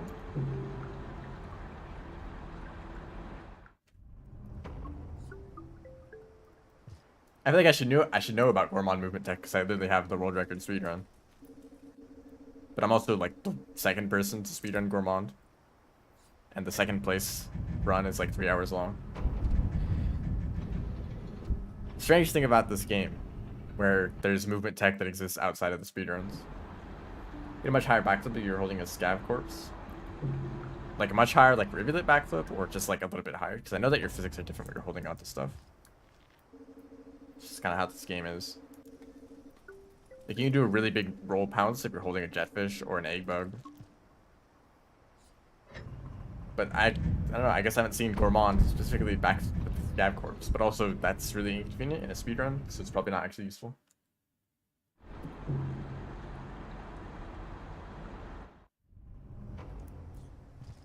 I have no idea how much karma I need to actually have the echo show up. I broke the game. That's fun.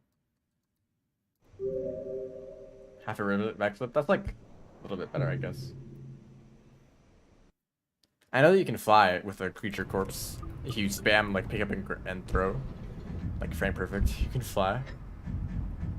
Actually, I don't know if it's frame perfect. I think some of you have done it before.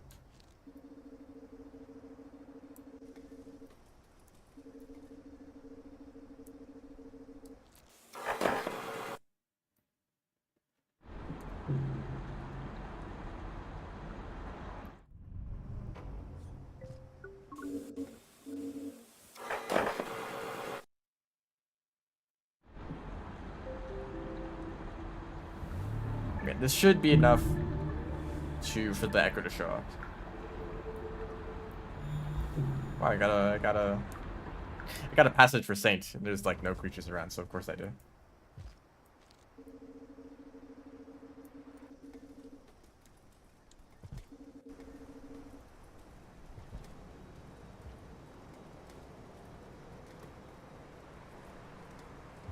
I guess I should test from the last shelter. You know, let's do this.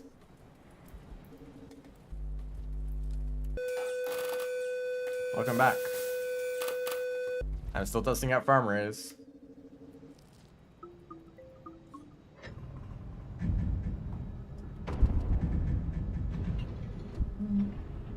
So I didn't account for food last time, so I'm just gonna give myself the food for this cycle.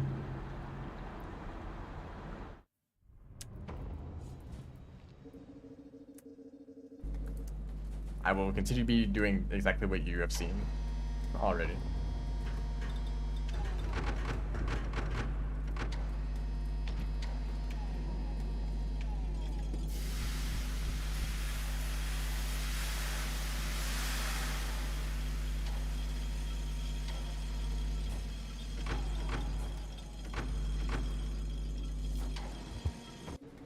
I mean, I absolutely understand why people don't want to speedrun Gourmand.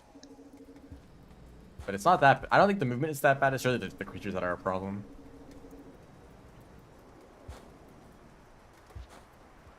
Right, you'd want to grab the pearl. I guess I already have a pearl in my stomach.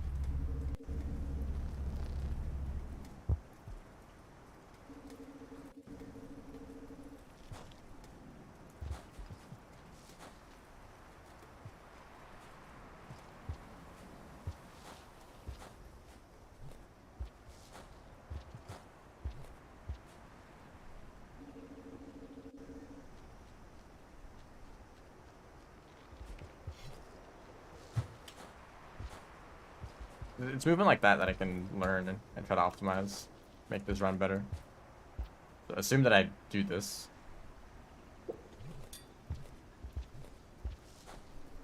If scavengers were real. So glad the scavengers aren't real. It's like if they were in the game. Actually, not really. They're pretty cool, but sometimes they can kind of suck.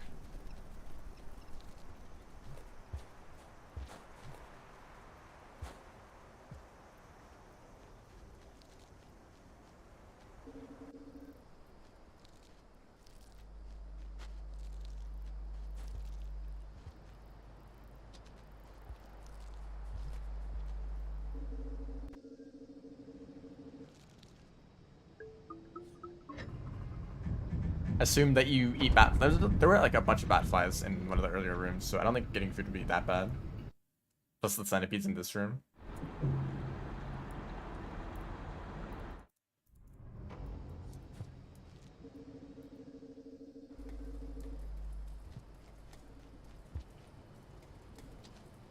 Still took about 2 minutes to get here. Now I want to see if I can do this movement correctly without failing horribly.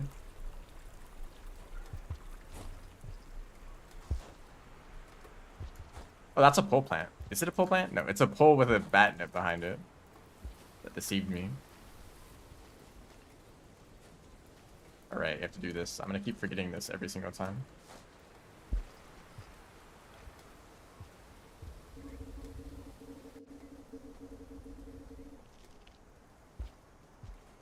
Oh, this is not gonna work. This is not an accurate test, because the echo is already activated.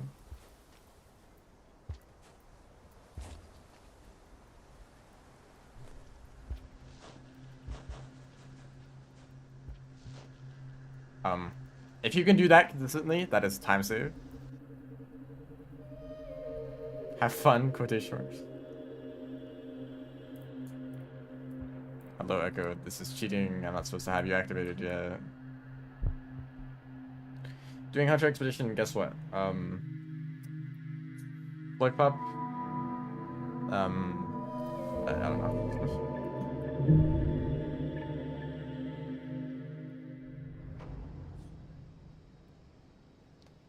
I guess to restart.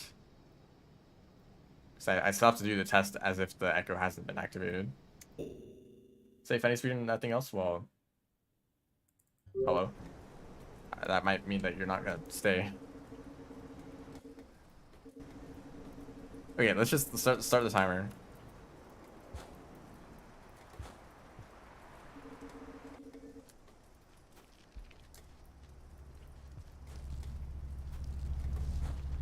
This is a very funny speedrun right now. This might be like the worst speedrun route ever. That involves crossing wormgrass several times. With no assistance from a deer or a hui duck or geek. Just jumping across the wormgrass several times. This movement can be improved a lot, certainly. Double select pup, yep.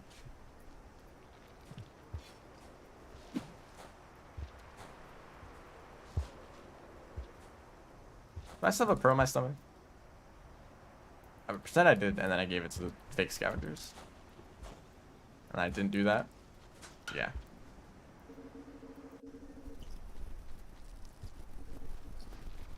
The expedition, both pups survived and they didn't starve. That's very, very good. Although I don't think pups help with expeditions at all. They just make it more difficult. But if you wanna keep them, I guess Little extra challenge. Be cool if there was like a little extra bonus, like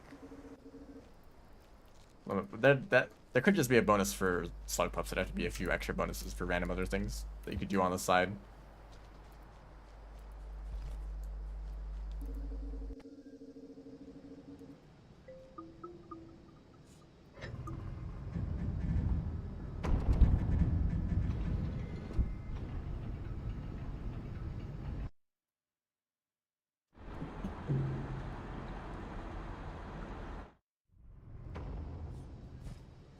Almost flying Rivulet. No, that's Saint. I've been thinking about if I should go back to Saint speedruns. It's funny, you still take fall damage there. It's not enough water.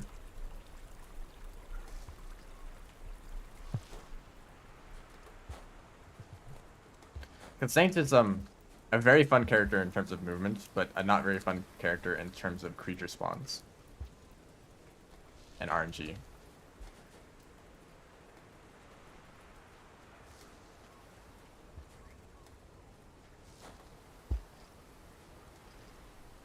I could probably get the world record in the any percent and the story percent. But the story percent run is incredibly optimized all of a sudden. And that'd be very difficult. Whereas the any percent is just my own run, so I could probably improve that pretty easily.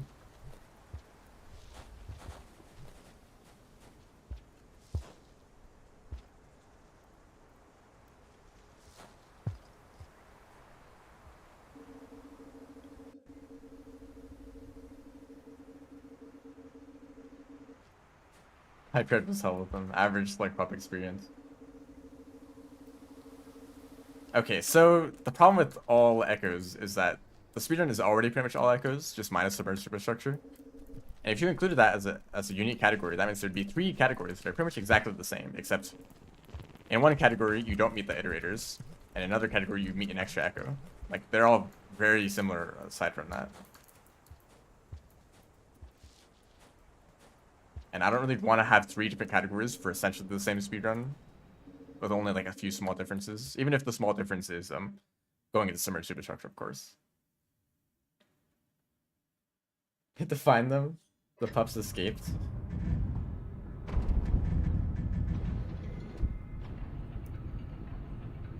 Rubicon sucks. Okay, there's like no extra secrets. There's no Rubicon is just awful. Mostly because of Mirror's Vultures. If your Mirror's Vulture shows up, you are dead. And that's just how it is.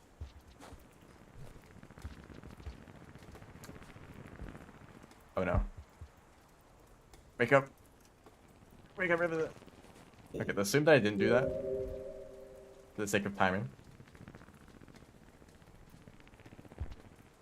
And it seems like the time that you become exhausted is pretty consistent.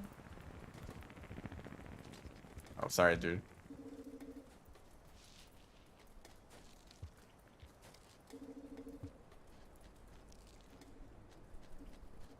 Rubicon does have a secret. Is that secret, that one thing in that one room? Where there's like a secret entrance? Oh, so you get the echo and then that's it. You don't have to go to Rubicon.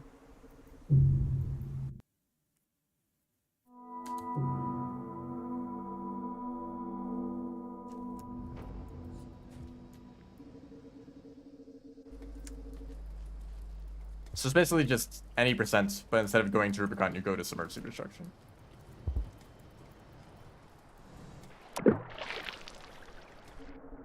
Once again, still kind of the same problem. The start of the run is still exactly the same. Because you end pretty close to submerged anyway. So all the way up until that point, it would be very similar.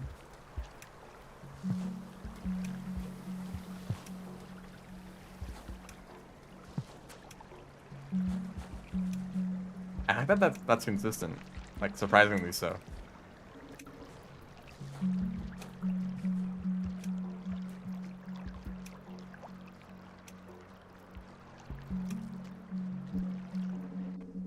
Sorry for the cursor on screen, but I can't move it right now.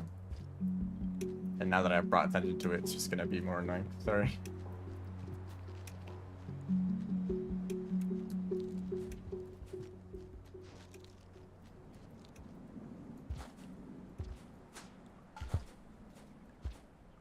Do wall pounce here. It really should be called a corner pounce. It's a very different kind of movement than a regular wall pounce, where you pounce into a wall, or you just do a normal jump into a wall.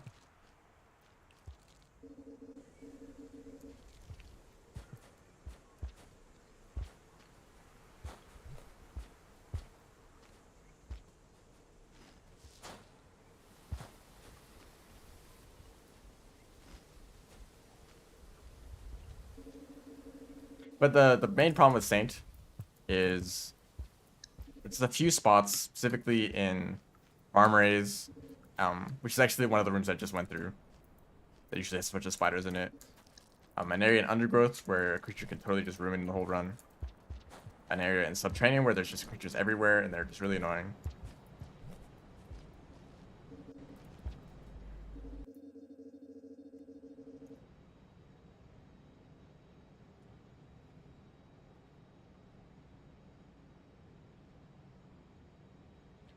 Those handful of spots that are just filled with creatures are just completely random. And it's just a matter of doing enough runs to... Also, in Silent Construct and some parts of Subterranean where there's Mirror Birds, they are annoying. They are awful.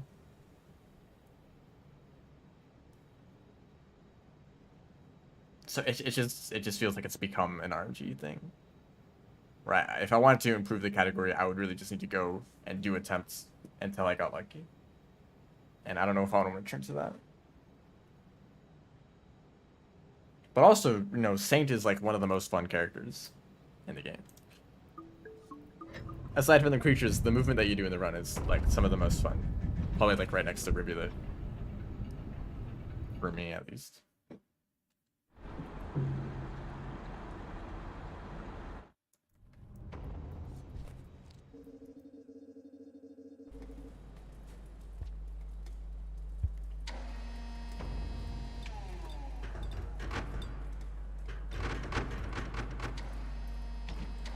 Yeah, there's a Mirror Birds down there. They like to camp right in front of the pipes they have to go into. Painful Saint Expedition. Earn 120 points from creature kills this cycle. Well, there's two ways to do that. One is to not do it. The other way is to use the Ascension ability. You can throw a rock at a creature and then ascend it, and it will count as a kill. Which is kind of easy, so it's understandable if you don't want to do that, but the alternative is very difficult. Luckily you can throw spears, so it's not like awful.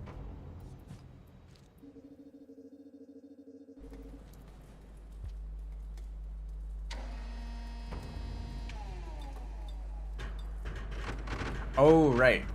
You can't get the ability because your karma is capped. Okay, so throw that idea away.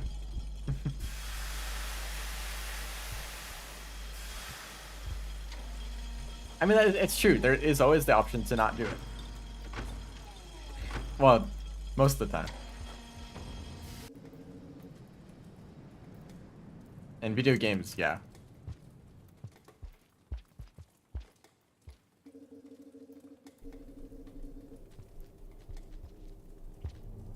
I think I tried a similar kind of challenge. Some sort of point-related expedition. And my strategy was mostly spiders, because you can kill them in one spear throw. So either Subterranean, Shaded, or Silent Construct. No, it's the same place.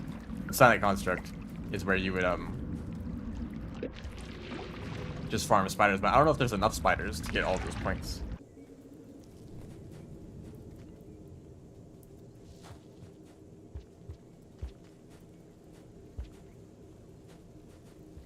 Okay, just not doing any movement in these rooms. Okay.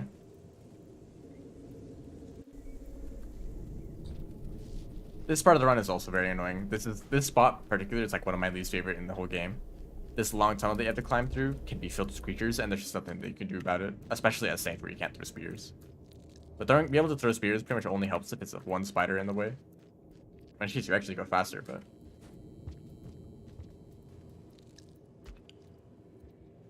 And this is another RNG spot. All the moles, infiltration, we're all very familiar with that. Unless you aren't.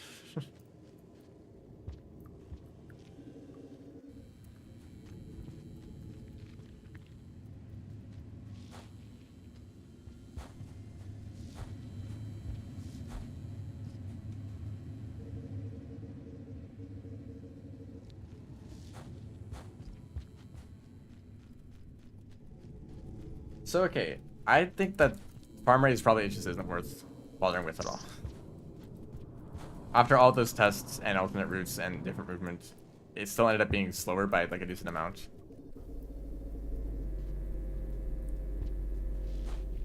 Not even accounting for the food that you have to get. I feel like food was never really a problem in the previous runs.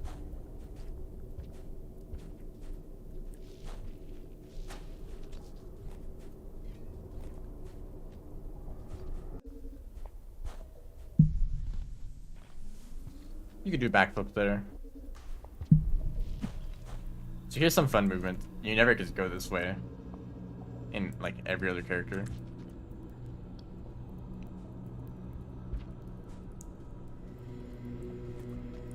It's really hard to do though. Can you do some sort of pounce up here? I don't think so. Like this wall. It's way too far away. What you need to do is land on this block exactly, turn around and then grab the pole, and then you can do a backflip. But hold up.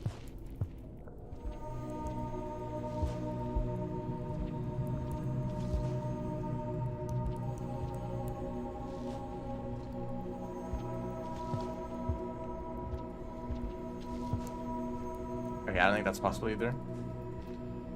There we go. It's difficult, but it was easier when I was practicing it more. I know that for sure.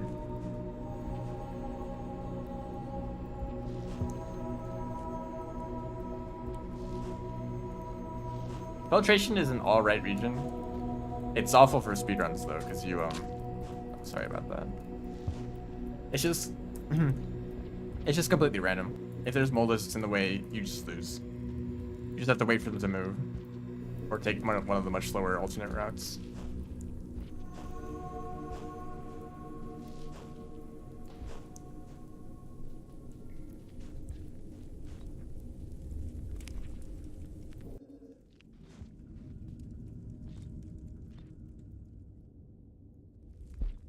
Ow.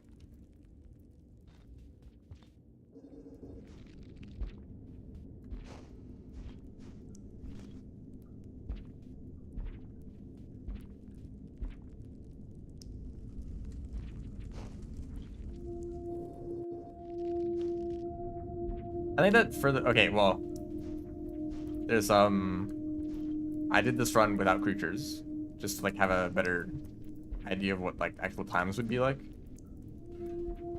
But of course, in real runs, creatures are in fact a big factor. So maybe some of those alternate routes would be way worse with creatures being accounted for.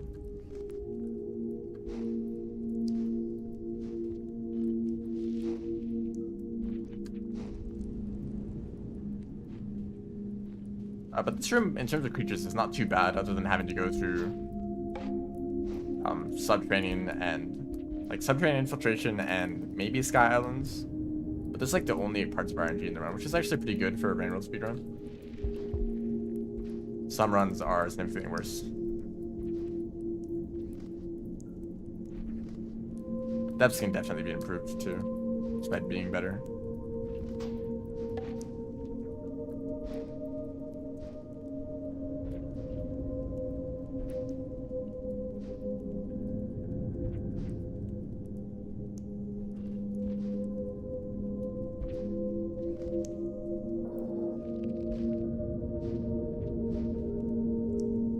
But all the other echoes only take like a few minutes to get, whereas the farmer's one like adds an extra minute to that time compared to like the next slowest, which is the wall echo. And also no wait, the shaded echo is worth it at all. It's just way too out of the way. Can I do this? I can do that. So this is where I discovered planks on my own.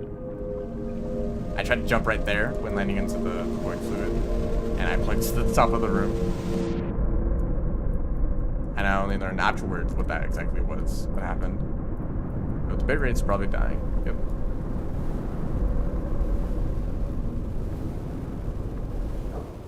Wow, I did it.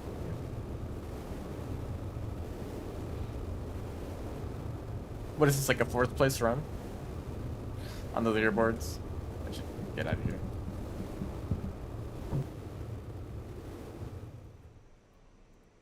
What did that look like? I don't know. I can't tell.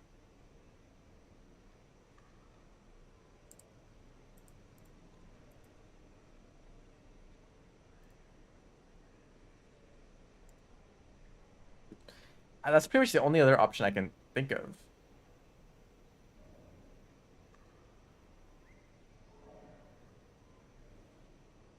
Like, there's not really any alternative echoes that would be worth getting. The other option, of course, actually, is to go to outskirts.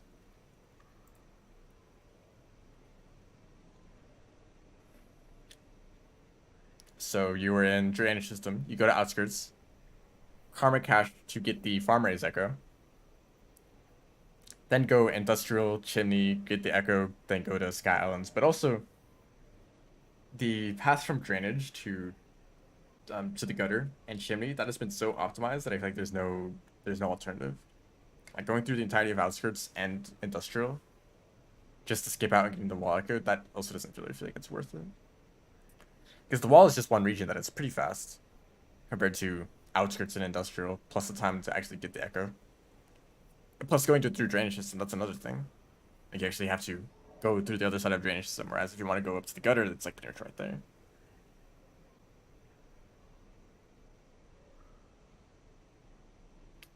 What's your opinion on concrete? That is incredibly relevant. I mean, I guess I'm not really doing anything right now.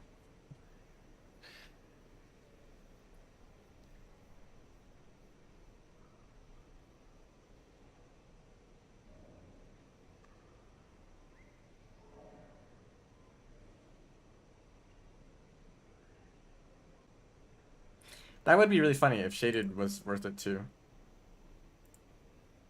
Go from drainage to outskirts, get the farmer's echo, go to industrial, go to shaded, get that echo, go to chimney, get that echo, and then get the subterranean echo. Or, or, or, I didn't think about this. You can passage. You can totally passage from. What if I had the map open right now?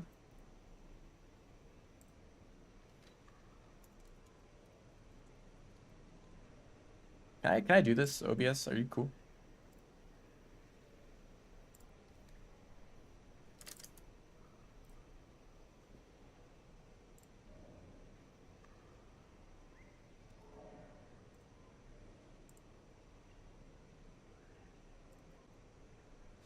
Just give me a second here.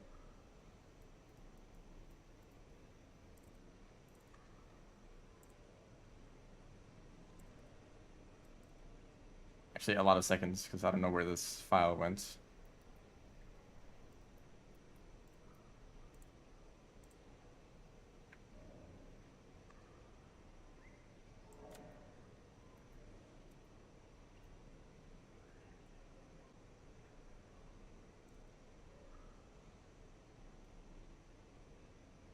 Does this work?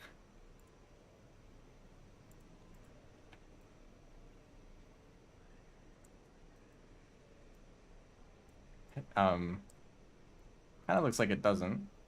Oh, here it is. Oh, the map is, it's just huge. I guess it is a huge image. It's really the entire map. Alright, so can you guys see this? This is gonna be so scuffed looking. Wow, look at this. Here's just the entire map. It's transparent too, so that kind of just makes it look more awkward. Can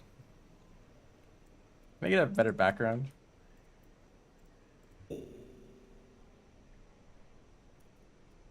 This might look worse. What if this image had a background?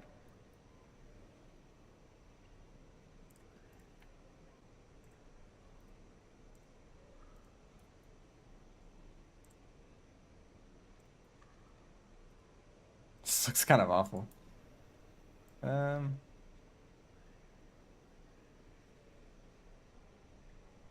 I'm just not gonna bother with this.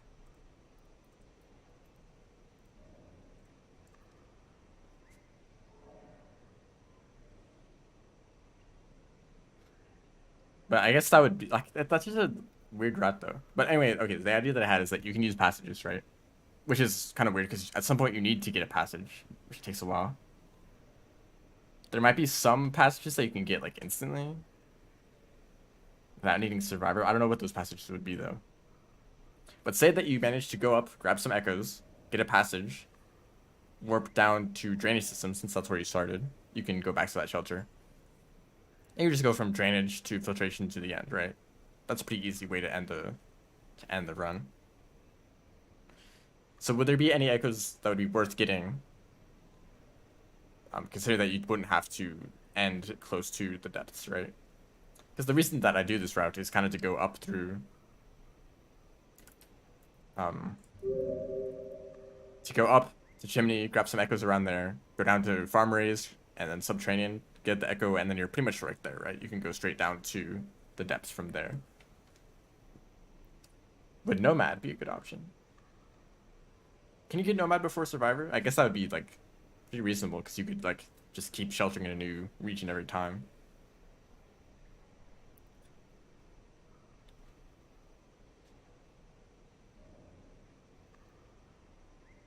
But like, what would be the options, right? The only other ones that would be like closer together would be the Farmer's Echo if you go from the outskirts and the Shaded Echo. You know what? Let's just try this. Let's just do this.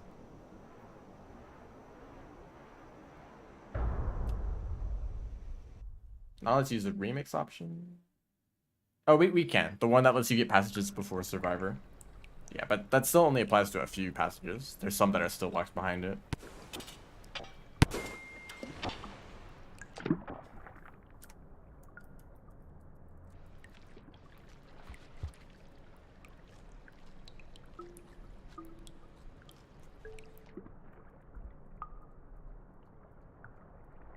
Actually describing the process that the ancients used to create the slug cats.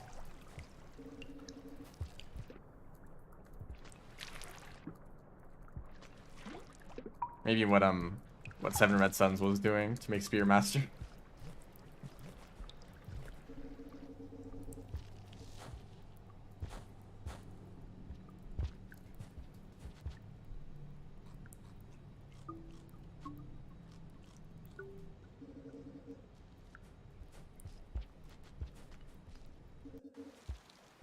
Hold up. Do I want to go down here?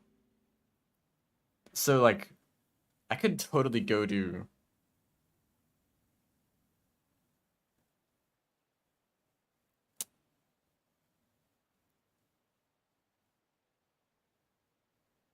I could go backwards. I could go up the chimney and then down.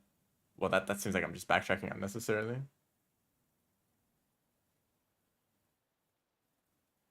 I think Rivulet is like part bird or something. They're also a fish. Maybe they're every animal at once.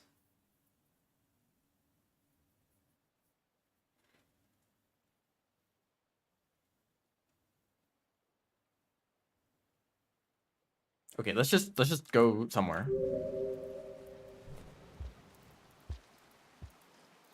Oh, this is the old route that I used to take way back in the beginning when I was speedrunning Rivulet for the first time. I went up this way.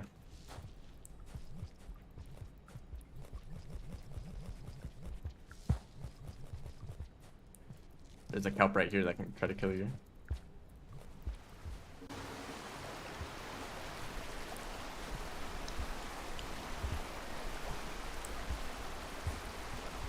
That actually worked out. So just like might as well shelter here, right?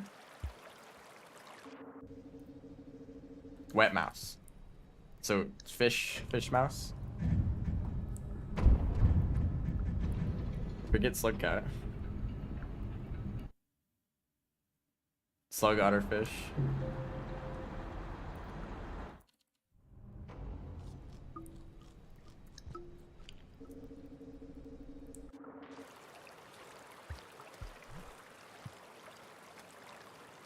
Don't do this.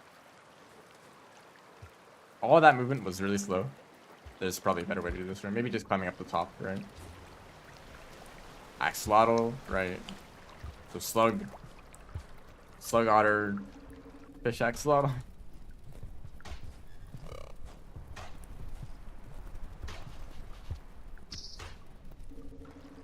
This room sucks. There's scavengers in here. There's a eel lizard in here. Some eels after this. But this music plays.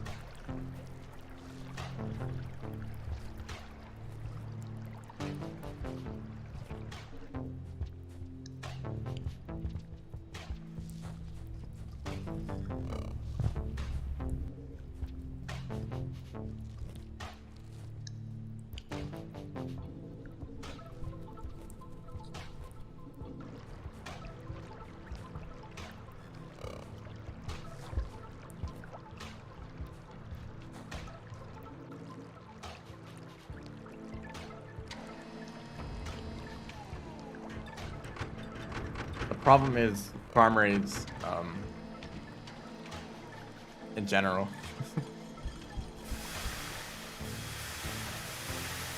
I need to get up to 5 karma to enter the region.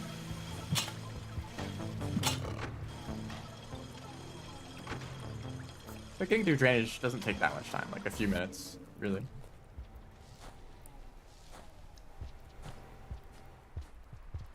There's a white lizard in this room. Sometimes.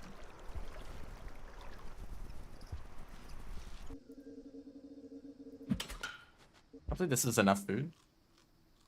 Yeah, it is, because I already ate.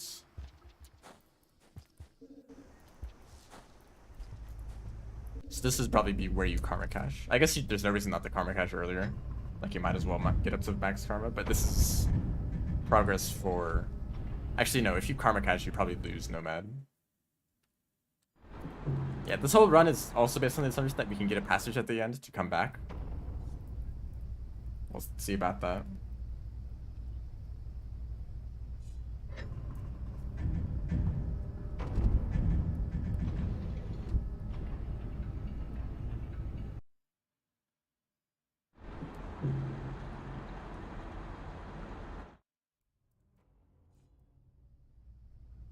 I guess if I karma crash enough here, I can get like Monk or Saint or Martyr. I'll check my karma or my passage progress at the end of this.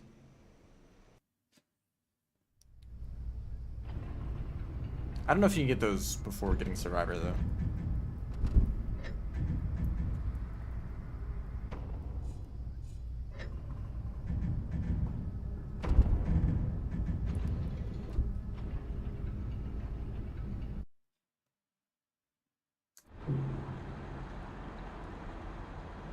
I forgot to check.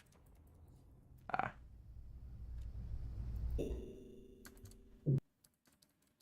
about I just play to the end normally, and then at the very end I'll check what passage progress I have and see if there's any that I could like get pretty easily.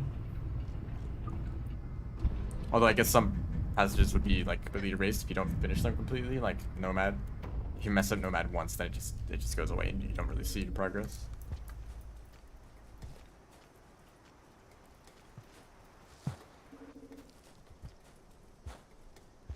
This entire next segment will be this thing of me wondering if I'm going the fastest possible way. So I actually don't want food right now. So I'm going to starve next. This is the fastest way. There's some stuff in here that's not very nice, but maybe that's not a problem.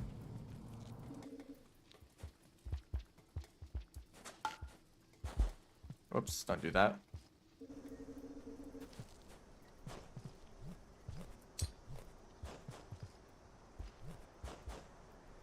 That's fun though. We do need the pearl action. These Sweet Gate have never been more peaceful because there's no cyan or no caramels here. There's also no scavengers. So pretend that they're here and they took the pearl.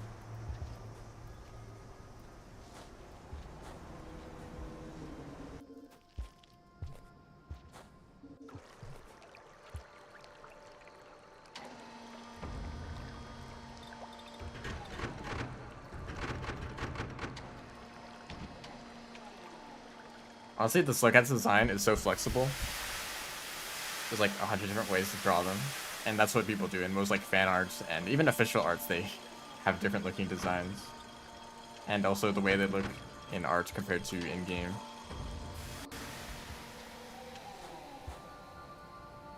So here's another problem with this route. This part is slow. Need to go over here, activate the echo, come back, start, go back, get the echo.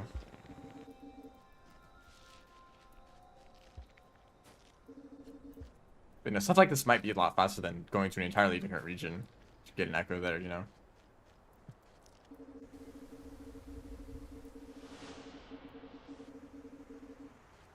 I'll just try to play carefully, but also maintain some speed to get an idea of how fast this kind of run can be.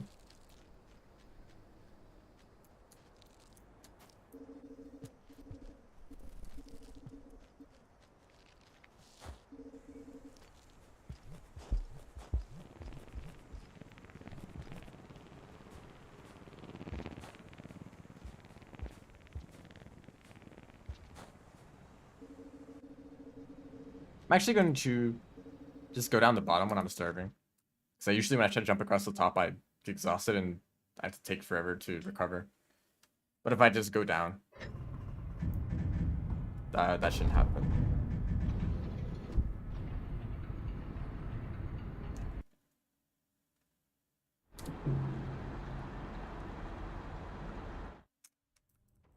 Also, I need to remember to check passage progress eventually.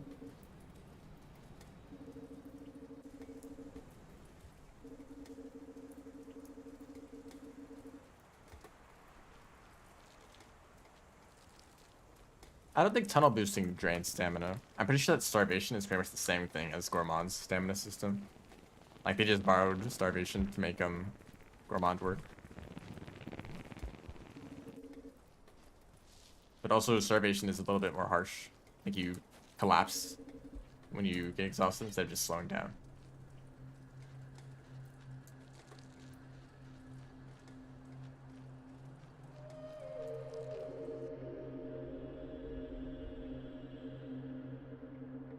I like how purple this room is.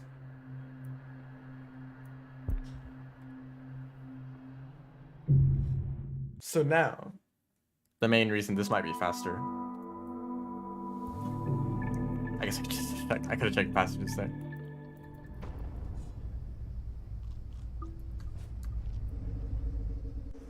I think you're just slower underwater when you're starving. You don't really drown any faster. Now we're back in outskirts, so I don't need to go all the way back through the gate and everything. I can just go straight up to industrial. I might need to get food at some point, though. And you need to make this jump. And then you need to go to the centipede room. There's a lot of problems here. But pretty much normal stuff for Rain World.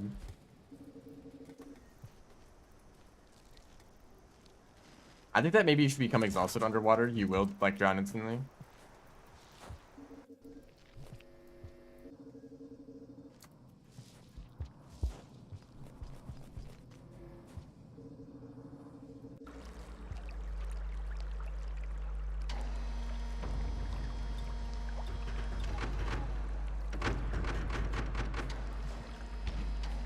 I guess the Shaded Echo would be the other one that I get, right?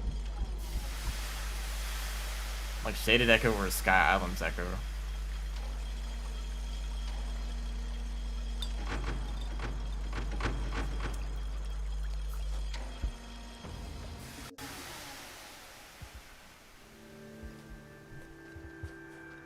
I'll go the same way from the start anyway.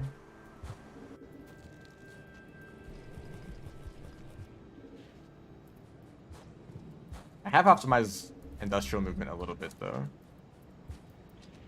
From Pebble percent runs as Rivulet. Oops. This will also be significantly faster because of the lag creatures. Industrial can be a bit of a dangerous region. So this is where they split. So I need to make my decision now. I mean, Skylands isn't that big of a region. Like, it doesn't take too long to get to the Echo there. Whereas Shaded is big. And the Echo is pretty much on the opposite side of the region. Yeah, it's probably slower. But also, you can pretty much only access Shaded from Industrial. At least easily. Um, so like it further justifies going to outskirts first, because then you can go from outskirts to industrial to shaded instead of going to like chimney and then industrial and then well, I guess that's not much of a slower anyway. That would be a funny route. Chimney echo or chimney wall skylands and then shaded. But you have to go down. Well, would that be that bad? Going down chimney is very fast. And then once you get to industrial, like shaded is just like right there. I might try that too. Let's go to Skylands first. So does the... Yeah, everything looks fine.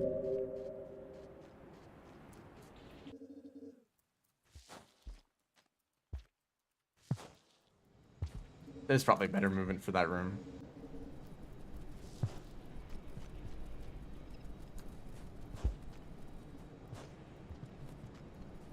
And that room. There's always better movement. I learned that from the story percent run. When you think that you have a good route going, but no, someone else shows up and they optimize everything. Hello, welcome to the stream. Saint as pup.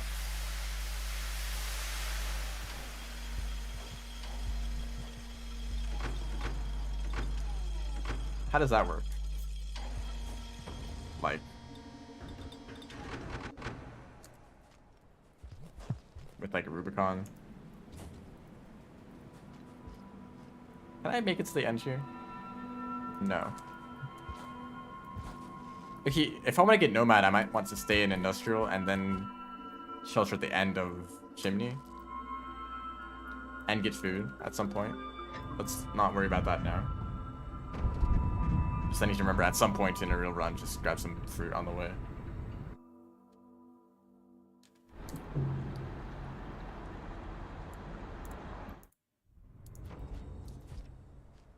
Mass scavenger reps and you get more spears.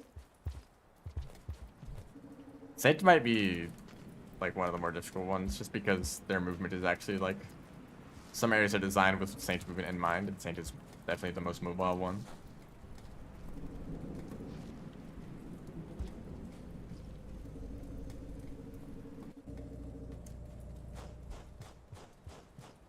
Don't go all the way.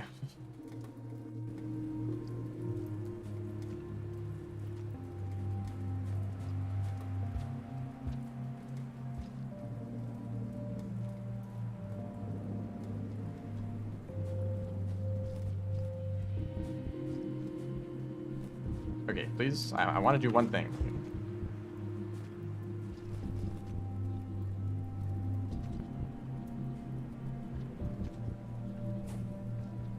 Probably do an up throw there.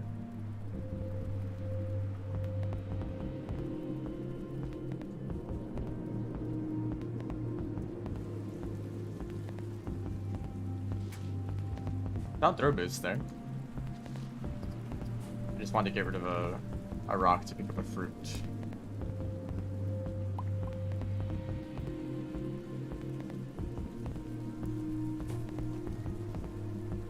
Be easier if that one impossible room wasn't possible. I wonder why.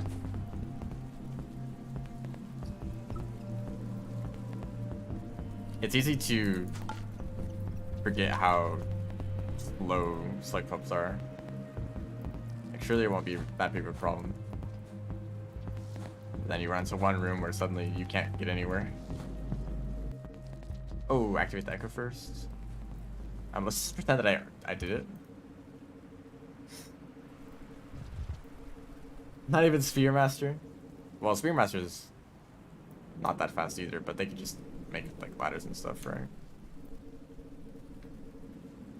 Of course, it activates immediately.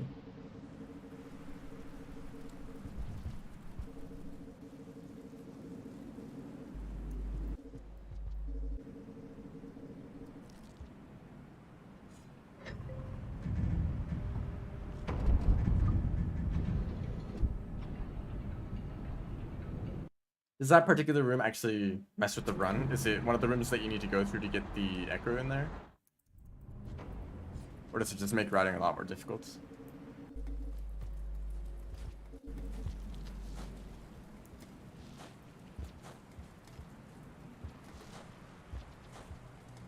Don't go there.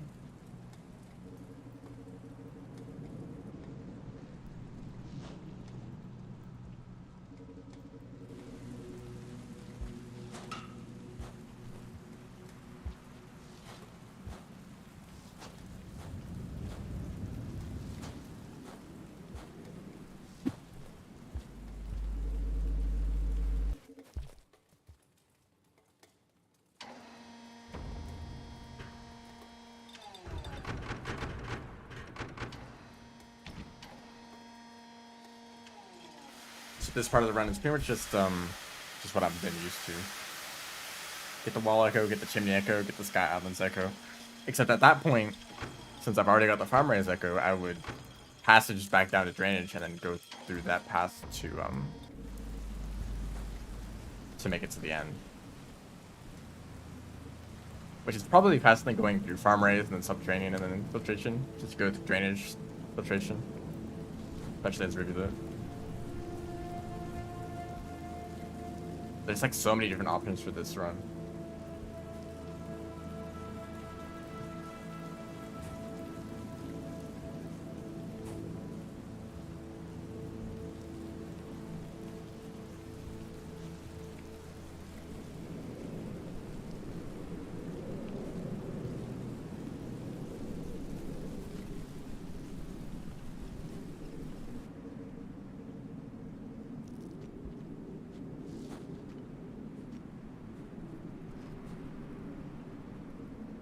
Cool hops are funny looking tech. They are funny.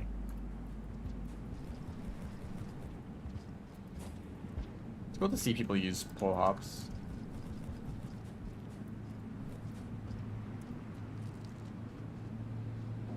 They're especially funny as Rivulet because you could do pull hops in any state, whether you're in a pounce state or a backflip state.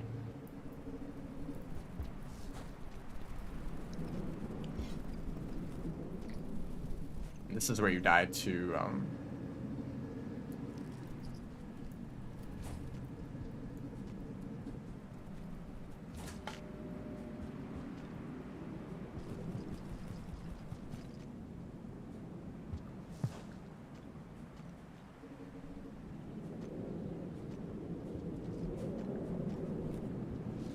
yeah, I usually don't stream today, but that's just because I wasn't able to stream yesterday. Well, more specifically, there was a event that I wanted to be a part of. Happened to be yesterday, so I chose to do that instead of stream, and then I pushed the stream back to today. If that particular event becomes a regular thing, and we do it like every week on Saturday, then I'll probably have to permanently change the schedule. Schedule as if that was actually set in stone in the first place, though. I just made it a lot easier to like keep streaming consistently when I knew which days I had to do it on. Instead of just saying I'll stream whenever I want, you know? Whoops, don't do that.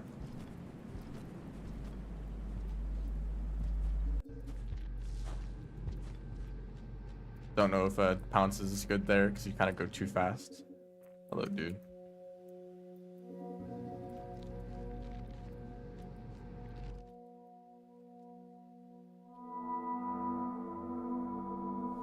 Maybe Sundays, maybe some other day. I kind of like what I did for when I did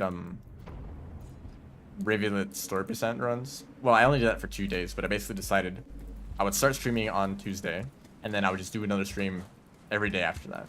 So I did one on Tuesday, I did one on Wednesday, and I got a good run. I got my goal on Wednesday, so I didn't need to keep doing streams, but if I didn't get a good run, I would do another stream on Thursday and maybe Friday too. I kind of like doing that. So at some point I might want to decide to like kind of do a chain of streams. I think it's kind of annoying sometimes when I want to play, when I want to do something, but then I have to wait like the whole week to continue it, you know? So I'll do a stream on Tuesday and be like,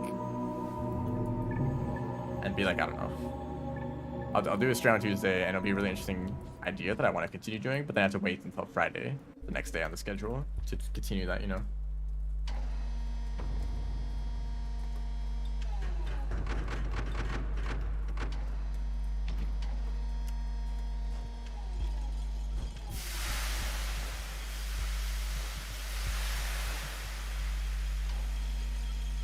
I might do that if I choose to play other games.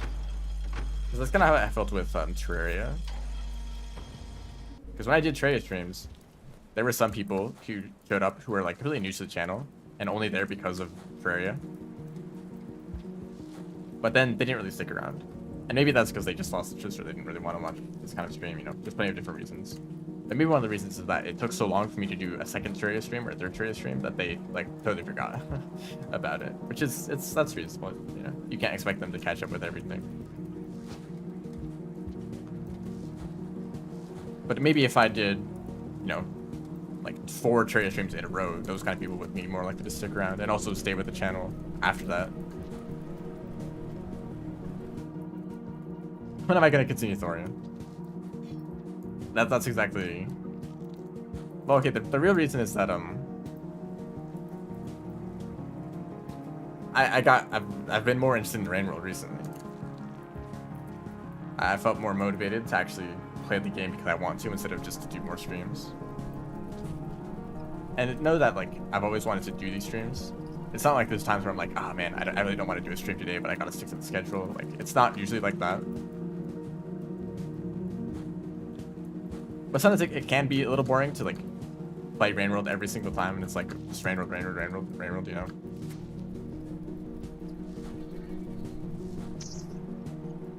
But like recently, well, that's kind of part of the reason I wanted to do some other games, you know, play. Oops, I don't need to go up here though. Like play Terraria, for example. But then, you know, right after I started Thorium, I was suddenly more interested in Rain World stuff, like doing speedruns. Like, well, I don't really want to go back to that. Like, that kind of break up these Rain World streams that I've been enjoying a lot. Ah, okay, this room sucks. There's surely a way to like wall pounce up this whole thing. I have not found that. Mostly because of full hops getting in the way.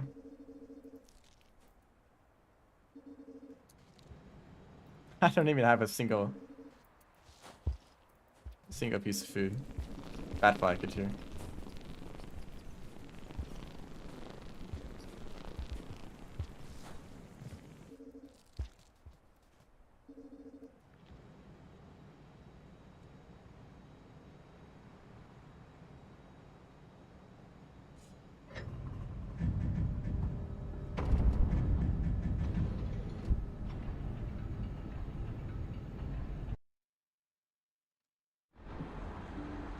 Oh, did I get an... No, I didn't get a passage. I just got starving.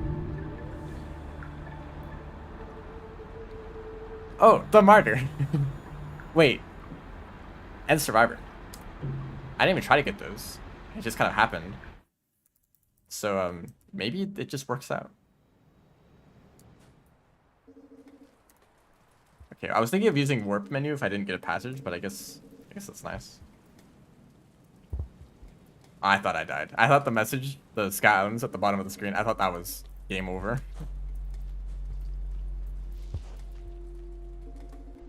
I picked up a bat fly to starve with. Just don't become exhausted now.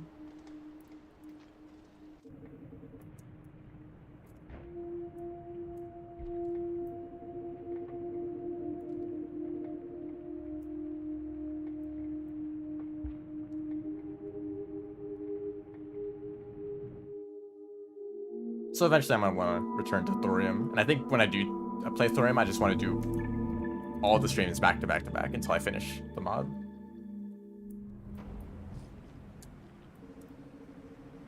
Statue of Blind Lizard.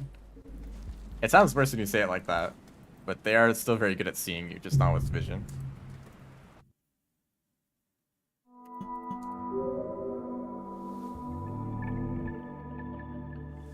Like, wow, they can't even see and they still killed you?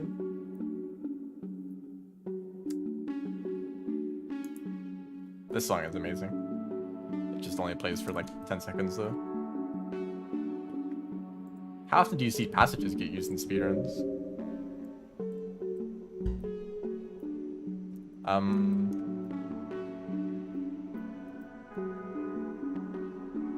Okay, actual question, which one would be a better starting position? I can't even. Okay, I didn't even stay in that shelter, so this is the only option. But I guess I could try to choose which shelter I want to stay in. That would be best for getting to drainage quickly, or filtration. We're already in drainage.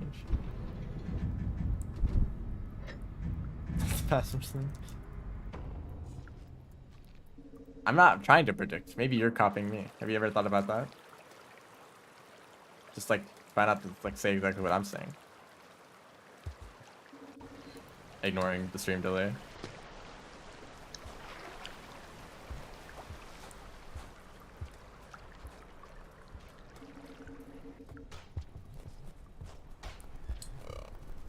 I have to go through this room again. I'm not really a fan of that.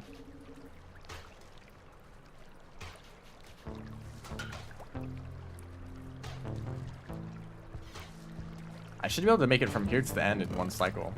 And in fact, it actually might be easier because if it's raining infiltration, then the molars will be too scared to bite me.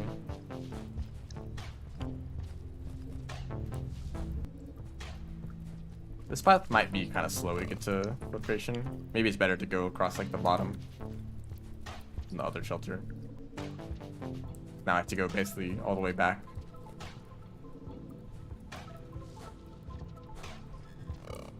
This song gets to play twice. That's kind of cool.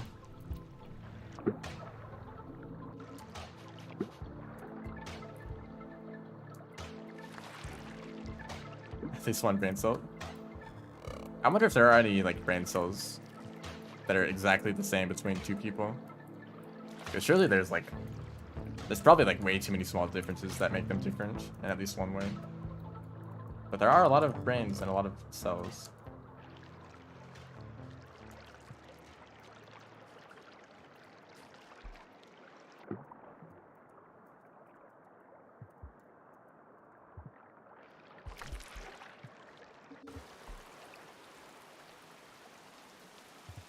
It also depends on what exactly you consider, like how similar do two cells have to be for you to consider them the same.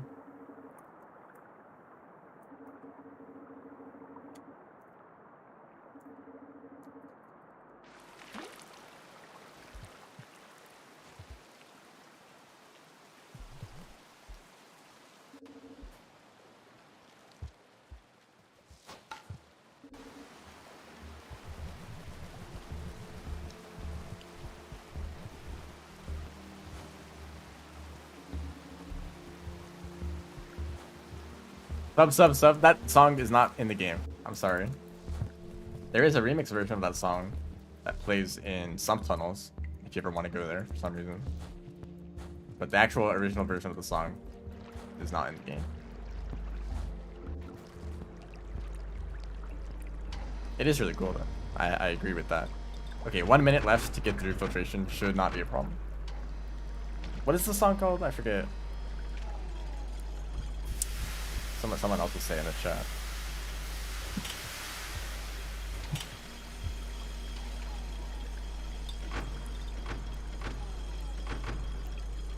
I just forget this connection. I remember this connection very well. So you go through here in most of the survivor speedruns. It's like my preferred way to get from anywhere to filtration.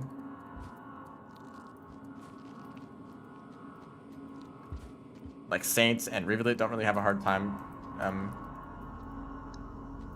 Okay, where am I? Saint and Rivulet don't really have a hard time going through farmeries. Can you tell that I don't know where I'm going? Every other character though, drainage is just a much better option, like, all the time.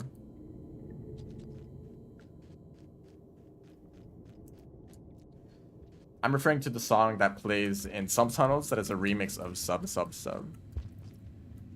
which is also a funny name for a song.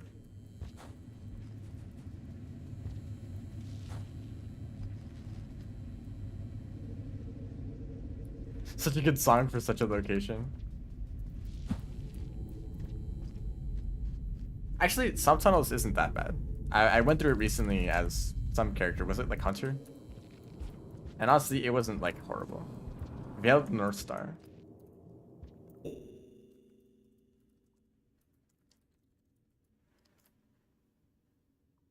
Yeah,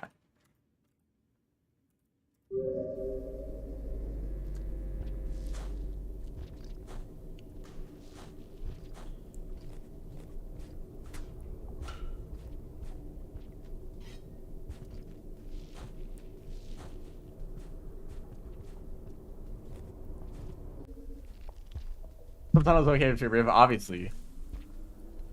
Underwater section as underwater character. But like, if you know how to swim, it's like, it's not too bad.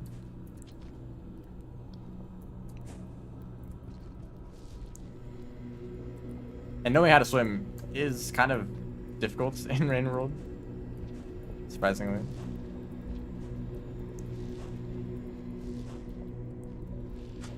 Oops. The main problem with the region is it really worth going through Pipe Yard to get to the shoreline if you could go literally any other way? I don't know the answer to that question.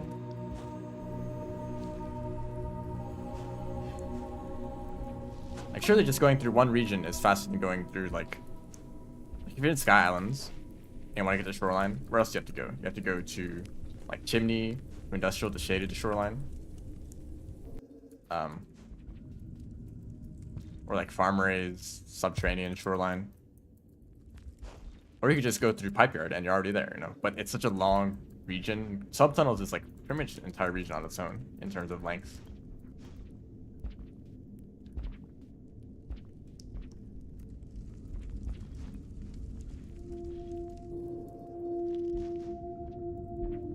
Maybe someone should test it. If you're in Sky, like, and I'm also saying Sky Islands because if you're in Industrial, going to Shaded is obviously the best option. Go to Shaded and then you're in Shoreline. You can also go to Garbage Waste, you know? There's no reason to go to Pipe Yard and then go through that. Like, maybe Sky Islands is the only place where it's actually useful. Every other region that connects to Pipe Yard also has an easy connection to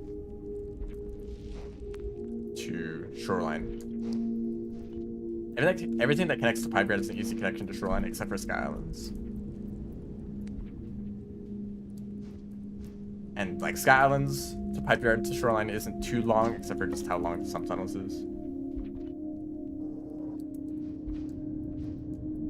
But also, like, how often are you in Sky Islands and you want to get to Shoreline? I guess if you want to like bring the pearls.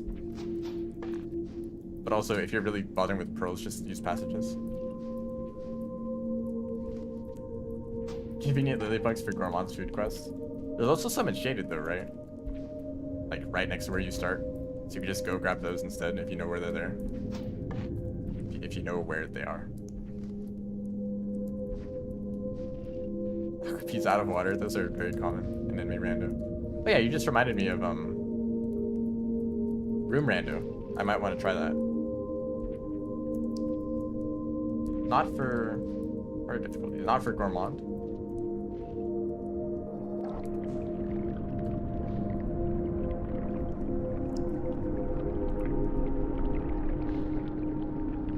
Spider Monkey response, huh?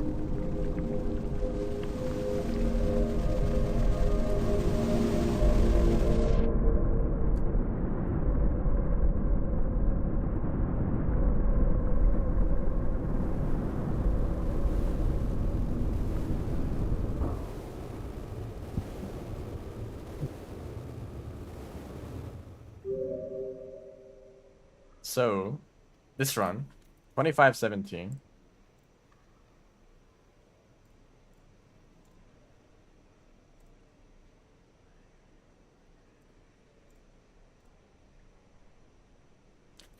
A little over a minute faster than world record.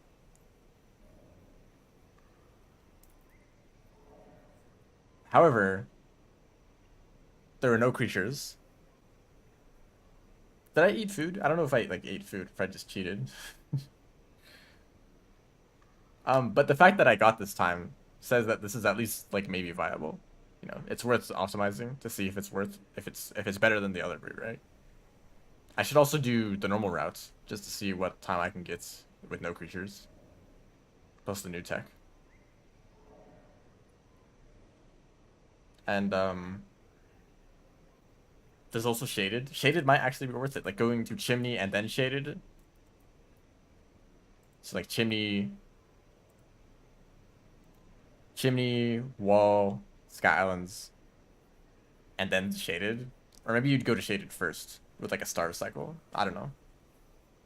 Because like going to, so you start in Drainage, right? You would then go through all of Drainage, Outskirts, to get the Farmerays that go, then Industrial, and then you're in Chimney, right? Or you could just go from drainage straight to chimney, and then from like chimney to industrial to shaded, which is actually a pretty short distance. Because gutter to chimney, that's like you start at the bottom of chimney, which means you only need to go a few rooms to get to industrial, only a few rooms to get to shaded. And just going across shaded once, it's probably faster than going through like drainage outskirts industrial.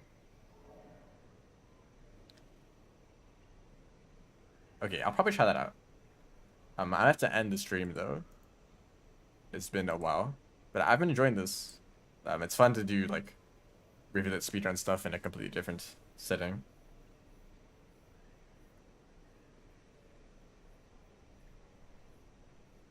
When an electric spear hits anything, it has a chance of losing all its charges, right? Or maybe it has like some number of charges, and that's how many times you can hit stuff with it. I'm not sure.